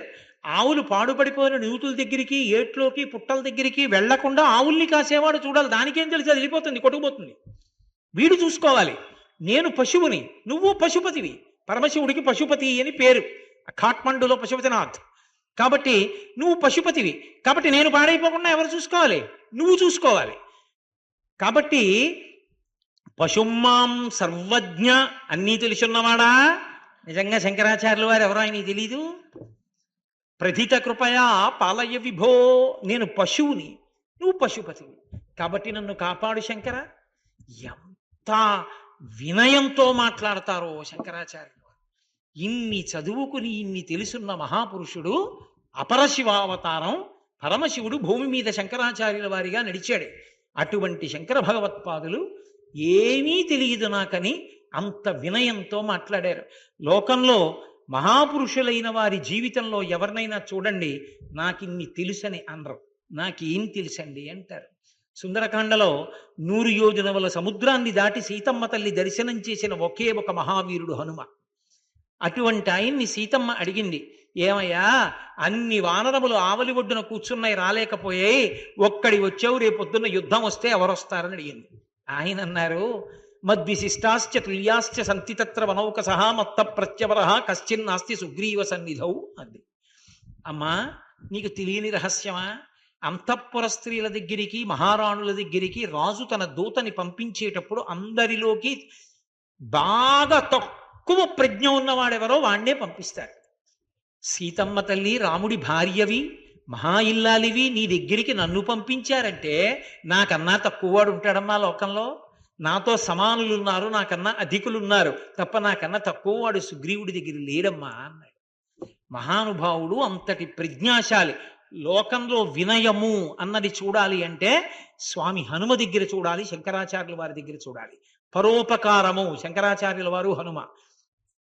ఎప్పుడూ తిరిగి లోకం కోసం ఉపకారం శంకరాచార్యుల వారు, హనుమ. చిరంజీవులు శంకరాచార్యుల వారు, హనుమ. సౌందర్యలహరిలో శబ్దస్వరూపంతో ఉంటారు శంకరభగవత్పాదులు. ఇద్దరిది ఒకేలా ఉంటాయి శంకరాచార్యుల వారి జీవితం, స్వామి హనుమ యొక్క జీవితం. అంతటి మహాప్రజ్ఞాశాలి. మీకు నేను ఒక్క విషయం చెప్తాను. ఏ మహాకవి రచన చేశాడో నాకు తెలియదు, కానీ నిజంగా పరమ వినయంతో ప్రతి ప్రదోష వేళలో పరమశివుణ్ణి వేడుకోవడం అంటే, ఆయన్ని వినయంతో ఈశ్వరా నన్ను రక్షించు అని అడగడం అంటే, నిజంగా ఎంత అందమైనటువంటి ఆ ద్విపద రచన చేశాడో ఒక మహానుభావుడు. ఆ రచయిత పేరు కోసం నేను ఎంత ప్రయత్నించానో నాకు ఎక్కడా దొరకలేదు. ఇది మా గురుదేవులు చదువుతూ ఉంటారు. మా గురువు గారు చదువుతుంటే కళ్ళంబట ఇలా నీళ్లు కారిపోతాయి. అంత గొప్పగా చదువుతారు. నేను వారి దగ్గర విని ఇంటి దగ్గర చదువుకుంటూ, ఇది చాలా మందికి అందాలే, ఈ రచయిత ఎవరో తెలియట్లేదని అయ్యప్ప స్వామి దేవాలయంలో శివమహాపురాణం ప్రవచనాలు చేసే రోజుల్లో ఇవి కొన్ని వేల ఆ పుస్తకాలు ముద్రణ చేసి ఆ రోజుల్లో భక్తులందరికీ అందించడం జరిగింది. అందులో పరమశివుణ్ణి ఉద్దేశించి భక్తుడు చెప్పుకున్నటువంటి ఆవేదన, ఆర్తి ఎంత గొప్పగా రచన చేశాడో. ఇది చదవడానికి సంస్కృతం పెద్ద ఏదో వ్యాకరణంతో కూడుకున్నటువంటి భాష అక్కర్లేదు, అంత తేలికగా రచన చేశాడు. శ్రీపార్వతీనాథ చిన్మయ బోధ తాపసమందార ధర్మ సంచార దక్షయాగ విభంగ ధవళ భస్మాంగ పక్షివాహన బాణ పన్నగాభరణ బాహుసక్త కరోట బాలేందు జూట మోహనాకార సన్ముని చిత్తచోర సాగరతూ నీర జగదేక శూర నాగచర్మాంబర నయనచో మధుర పర్వతకో దండ పరిభృత జాండ సర్వలోక శరణ్య సజ్జనగణ్య అని పరమశివుణ్ణి మానస పూజ చేశాడు. ఇప్పుడు నేను అదంతా ఎక్కడ చెప్తాను కానీ, అబ్బో అద్భుతంగా చేసేశాడు అసలు శివ పూజ అంతా చేసి. చపలట మానుటే ఛత్రంపు బుద్ధి, రాజోపచారాలు చేస్తాం కాదు, స్వామికి గొడుగు పడతాం. బయట గొడుగు పట్టడం కాదు శంకరా, చపలత్వం మానడమే నిజమైన గొడుగు పట్టడం. చపలుట మానుటే ఛత్రంబు బుద్ధి విపరీతమడుగుటే వింజామరములు ధర్మ సంచారమే తాళవృంతంబు నిర్మల చిత్తమే నిలువుటద్దంబు కళ్ళమాటలు లేని ఘంటారవంబు చల్లని మాటలే శంఖారవంబు సత్యంబు పలుకుటే సంగీతరవము నిత్యనీ స్మరణయే నిఖిల వాద్యములు న్యాయ విహారమే నాట్యముల్ నీకు కాయమే ఆందోళికము, నా శరీరమే నీకు పల్లకి. సత్క్రియాళి చేయుటయే ప్రదక్షిణ వందనములు, మంచి పనులు చేయడమే నీకు ప్రదక్షిణం చేసి నమస్కరించడం. పాయని భక్తియే పరమ సమాధి అంటూ ఆ పూజ చేసి పరమశివుడితో చెప్పుకుంటున్నాడు. హరమిమ్మునిటులనే నర్చించినాడా కరుణతో మెచ్చుమో ఘనుడనీవాడా నీ పూజ చేయగా నెరరు మునులు నీ పూజ చేయగా నెరరు సురలు కావున నా బోటి కలుడు నీ పూజ కావించునే కోటి కమలాప్త తేజ జ్ఞాన విద్యాభ్యాస గతినే నిరుంగా ధ్యానయోగంబుల దారి నిరుంగా సంపూర్ణ బోధల జాడల నిరుగా ఇంపైన నీ భక్తి పెంపుల నిరుగా క్రోధ చిత్తుండను కుటిలాత్మకుండ సాధుత్వహీనుండ చపలేంద్రియుండ తిండిపోతునే కాని తెలివేమి లేదు దండిపాపినే కాని దయయేమి లేదు భక్తిహీనులలోన బాగైన వాడా ముక్తిహీనులకెల్ల మొదలైన వాడా హరశివ శంభో మహాదేవయనచు. మా గురువు గారు ఇది చెప్తున్నప్పుడు ఇక్కడికి వచ్చేటప్పటికి అంటారు, నిజంగా అబ్బా రోమాంచితం అయిపోతుంది, అంత పరవశంతో చదువుతారు. హరశివ శంభో మహాదేవయనచు హరసాంబ శంభో మహాదేవయనచు ఈ రెండు మాటలనెవడు పఠించు పారిపోవును వాని పాపములంచు పెద్దలు చెప్పగా వినిమెది నమ్మి బుద్ధి తెచ్చుక మిమ్ము పొడగంటి సుమ్మి ఎటులనన్ బ్రోచెదో ఇంత పాపాత్ము, ఎటుల రక్షించెదవో ఇంత దుష్టాత్ము. నాయన్న నా తండ్రి నన్నేలువాడా, నాయయ్య నా దొరా ననుగన్నవాడా. దీనపోషక సర్వదేవదేవేశ, దానవకుల నాశ దాక్షాయణీశ. కామబాధల నన్ను కాలగానియకు, కామారి నన్ను బాసి కదలగాబోకు. విషయముల్ నన్ను పట్టి వేధించనియకు, విషమాక్ష నీవు నన్ విడిచిపోబోకు. దుర్గుణంబుల నన్ను తూలగానియకు, దుర్గేశ నను రోచి తొలగగాబోకు. వాదభేదంబులు వదరుట రోసి, ఖేదమోదంబులు గెలుచుట తెలిసి. కాసు వీసాలపై కాంక్షలు లేక, భాసురాంగుల మోహ పాశాల పడక. హృదయంబు నీ రూపు ఎడబాయకుండా, వదనంబు నీ పేరు వదలకనుండా. చేయుమితరంబులౌ సిద్ధులనొల్లా, పాయని పాపమౌ భాగ్యమేనొల్లా. తను పెంచు దొంగలౌ తనయులనొల్లా. ఈయన డబ్బంతా వాడే కదా పట్టుకుపోతాడు కొడుకు, ఆ తర్వాత గోదానం కూడా చేయడు. కాబట్టి తను పెంచు దొంగలౌ తనయులనొల్లా, కొని తెచ్చు పీడలౌ కొంపలనొల్లా. కల్లరి బొమ్మయౌ కాయమ్మునొల్లా. ఇది ఇన్ని ఫెయిర్ అండ్ లవ్లీలు రాసి, ఇన్ని పౌడర్లు రాసి, ఇన్ని ఆల్అవుట్లు పెట్టి పరుపుల మీద పడుకోబెడితే కట్టెల మధ్యలో కాలిపోతూ అయిపోయిందిరా నీకు నాకు చెల్లంటుంది. కల్లరి బొమ్మయౌ కాయమ్మునొల్లా, పొల్లు గింజల బోలు భోగమ్ములొల్లా. అద్దె కొంపల బోలు ఆలోకమొల్లా. పుణ్యం అయిపోతే ఆ లోకం నుంచి తోసేస్తారు. అద్దె కొంపల బోలు ఆలోకమల్లా. శుద్ధులింకేల ఏ శుద్ధులనొల్లా. నీవెనా భాగ్యంబు నీవెనా గతివి, నీవెనా బంధుండ నీవెనా సుఖము. ముక్కంటిని కన్న దిక్కేది జగతి, మృక్కెద నీ పాదములకు సర్వేశ. విన్నపం ఒక్కటి వినిపింపదలచి, ఉన్ననా మొర విను అన్నపూర్ణేశ. ఇప్పుడు అడిగారు శంకరాచార్యుల వారి శ్లోకం, మొదటి శ్లోకం చెప్పానే, భక్తులతోటి సంగం ఇవ్వయా నాకు చాలు అని అడుగుతాడు. వ్యసనీదు భక్తిని వెలయించినట్టి, బసవాదులకు నన్ను బంటుగా చేయు. శాంభవ దీక్షల స్థాపించినట్టి, కుంభజాదుల సేవకుల కూర్పు నన్ను. శైవయోగంబులు సవరించినట్టి, రేవణాదుల శిష్య సేవలో నిలుపు. పలుమార్లు నీ పేరు పలికెడి వారి, కులములో నన్ను పుట్ట కూర్పుము అయ్యా. నీ చింత చేసెడి నిపుణులనెప్పుడు, చూచిదండము పెట్ట జొంపుము నన్ను. పాటించి నీ పాట పాడెడి వారి, తోటి కూడగజేయు తుహిన త్రివాస. చలగుచు నీ పూజ చేసెడి వారి, కలిసి ఉండగ చేయు గజ చర్మచేల. విసువక నీ కథల్ వినియడి వారి, కొసరుచుకొని ఆడ కుర్పవే నన్ను. మా దిక్కు శివుడని వాదించువారి, పాదాల మీద నన్ పడియుండ చేయు. ఇటు చేయకుంటివా ఎన్నటికైనా, పటుతర సంసార పాశంబు తెగునే. నువ్వు ఆ ఉపకారం చేయకపోతే సంసార పాశం తెగుతుందా? తాచుపామును మెడ తగిలించవచ్చు, ఏచుచుండడి కోర్కెలీడేరరాదు. పులినోట చెయ్యి పెట్టి పుడు వంగవచ్చు, పలు తెచ్చు కోపంబు పడదొయ్యరాదు. దాహమన పగవచ్చు తగచెముడు బాల, దేహమేనను బుద్ధి తెగవేయరాదు. ఇంగలంబులనైన మృంగగావచ్చు, బంగారుపై ఆశభాయంగరాదు. ఎప్తి మొయ్యగవచ్చు ఏనుగునైనా, చిత్తంబు పరిశుద్ధి చేయంగరాదు. కుంకిముండ్లను పరుచుకొని పండవచ్చు, రంకు బుద్ధులు మాన రాదెట్లనైనా. ఇనుప స్తంభము కాల్చి ఎదమోపవచ్చు, తన వారిపై ప్రీతి తగ్గింపరాదు. ఇనప స్తంభాన్ని కాల్చి గుండెల మీద పెట్టుకోవచ్చు, కానీ తన వారి మీద ప్రీతి మాత్రం తనకి తగ్గదు. తప్పుడు కూతల తగతర్లవచ్చు, తప్పక శివ నిన్ను తలుపంగరాదు. అంటే ఈ మనసు తప్పుడు కూతలు కూస్తుంది, నిన్ను మాత్రం తలుచుకోదు, నీ నామగానం చేయదు. పాపకర్మల చూచి భ్రమ చెందవచ్చు, చూపు నీపై నిలిపి సుఖింపరాదు. ఏమైనా చేయుటకెట్లయినవచ్చు, నీ మీద మనసును నిలుపంగలేను.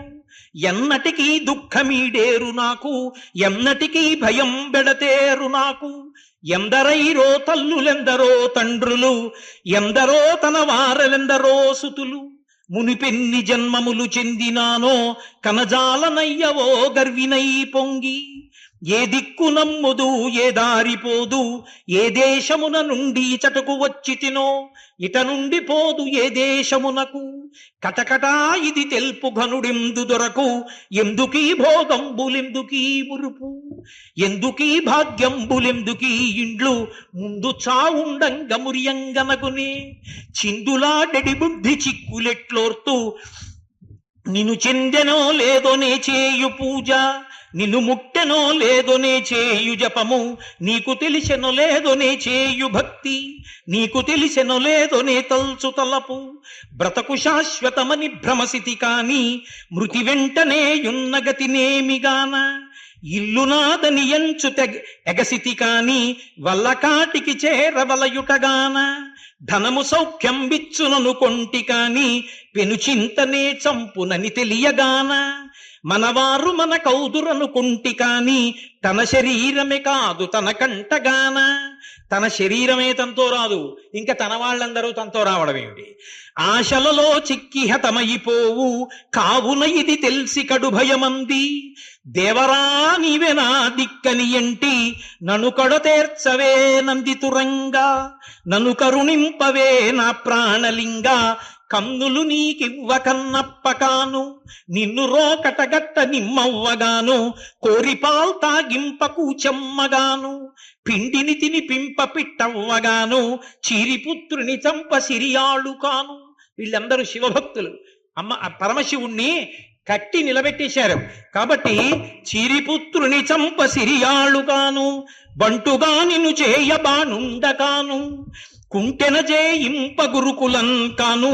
తాండవం బాడింప చెండికన్ కాను. ఒప్పెనో నా భక్తి తప్పెనో తెలియ, తప్పులెంచకుమయ్య తండ్రివి కాన. శరణు సర్వేశ్వర శరణు గిరీశ, శరణు జగద్రూప శరణు పరేశ. శరణు శాశ్వత నామ శరణు చిద్ధామ, శరణు శంకరలింగ శరణయ్య నీకు అంటూ ఇంకా మధ్యలో అమ్మ వెళ్ళి కూర్చోండి, అది మర్యాద కాదు, తీసుకెళ్ళండి అమ్మా. కాబట్టి వెళ్ళండి తల్లి, చాలా సంతోషం, వెళ్ళి కూర్చోండి. పరమశివుడంతటి వాడు ఆ మానస పూజకి ఆ ద్విపదకి ఎంత పరవశిస్తాడు అన్నదాన్ని శివానందలహరిలో శంకర భగవత్పాదులు ఎంత అద్భుతంగా శ్లోకాలలో ఆవిష్కరించారో అంత అద్భుతంగా మహానుభావుడు. ఆ కవి పేరు నాకు తెలియదు, కానీ ఇంత గొప్పగా శివమానస పూజ అని పేరు పెట్టి ద్విపదని, అందున ఇంకా నేను సమయాన్ని దృష్టిలో పెట్టుకుని వదిలిపెట్టాను, కానీ నిజంగా ఆవాహన చేయడం, ఆ పూజ చేయడం, ధూపం వేయడం, దీపం పెట్టడం, అబ్బో మానసికంగా పూజ అంతా చేసేసి ప్రార్థనంతా చేసేసి శివుడికి చెప్పుకోవలసింది చెప్పేసుకున్నాడు. ఆ మానస పూజలో కోరేది కూడా అదే కోరుతారు. అయ్యా నువ్వే నన్ను రక్షించాలి, నువ్వే నన్ను దుర్గుణముల పాలు కాకుండా చెయ్యాలి, శివా నన్ను కాపాడు, సత్సంగత్వాన్ని నాకు కటాక్షించు అని అడుగుతారు. శంకర భగవత్పాదులు కూడా ఇంత వినయంతోనే, ఆ వినయం శంకర భగవత్పాదుల నుండి నేర్చుకునే బహుశా ఈ కవి రచన చేసి ఉంటాడు. అందుకే అంతటి మహాపురుషులైనటువంటి శంకరులు, ఆ సాక్షాత్ కైలాస శంకరుడు కాలడి శంకరుడిగా ఈ భూమి మీద నడయాడిన స్మృతౌ శాస్త్రే వైద్యే శకున కవిత గాన పండితౌ పురాణే మంత్రే వా స్తుతి నటన హాస్యేష్వ చతురః కథం రాజ్ఞాం ప్రీతిర్భవతి మయి కోహం పశుపతే పశుం మాం సర్వజ్ఞ ప్రథిత కృపయా పాలయ విభో. ఈశ్వరా నేను పశువుని, నువ్వు పశుపతివి, కాబట్టి నన్ను కాపాడి రక్షించవలసినటువంటి అవసరం నీ మీదే ఉంది అని అంత వినయంతో ప్రార్థన చేశారు. శంకర భగవత్పాదుల యొక్క శివానందలహరి 100 శ్లోకాలు విన్నామా లేదా అన్నది కాదు ప్రధానం. ఏకశబ్ద సమ్యగ్నాత సృష్ట ప్రయుక్త స్వర్గే లోకే కామదుగ్భవతి. ఒక్క మాట పరమభక్తితో తెలుసుకుని ఆచరించినంత మాత్రం చేత భగవంతుణ్ణి చేరుకోవడానికి అది మార్గం అవుతుంది. కాబట్టి 5 రోజుల పాటు ఈ పెద్దాపురం పట్టణంలో శివానందలహరి మీద ప్రసంగం చేయడానికి నేను ఈ అవకాశాన్ని పొందగలగడం, మీ అందరూ ఇంత భక్తి తత్పరతతో సరిగ్గా కూర్చోడానికి అవకాశం లేకపోయినా అంత దగ్గరగా కూర్చుని మీరు అంత ప్రీతితో ఈ ఉపన్యాసాలు విన్నందుకు మీ అందరికీ నా హృదయపూర్వకమైనటువంటి కృతజ్ఞతాభివందనములను ఆవిష్కరిస్తూ మీ దగ్గర సెలవు తీసుకుంటున్నాను. మంగళాశాసనపరైః మదాచార్య పురోగమైః సర్వైశ్చ పూర్వైరాచార్యైః సత్కృతాయాస్తు మంగళం.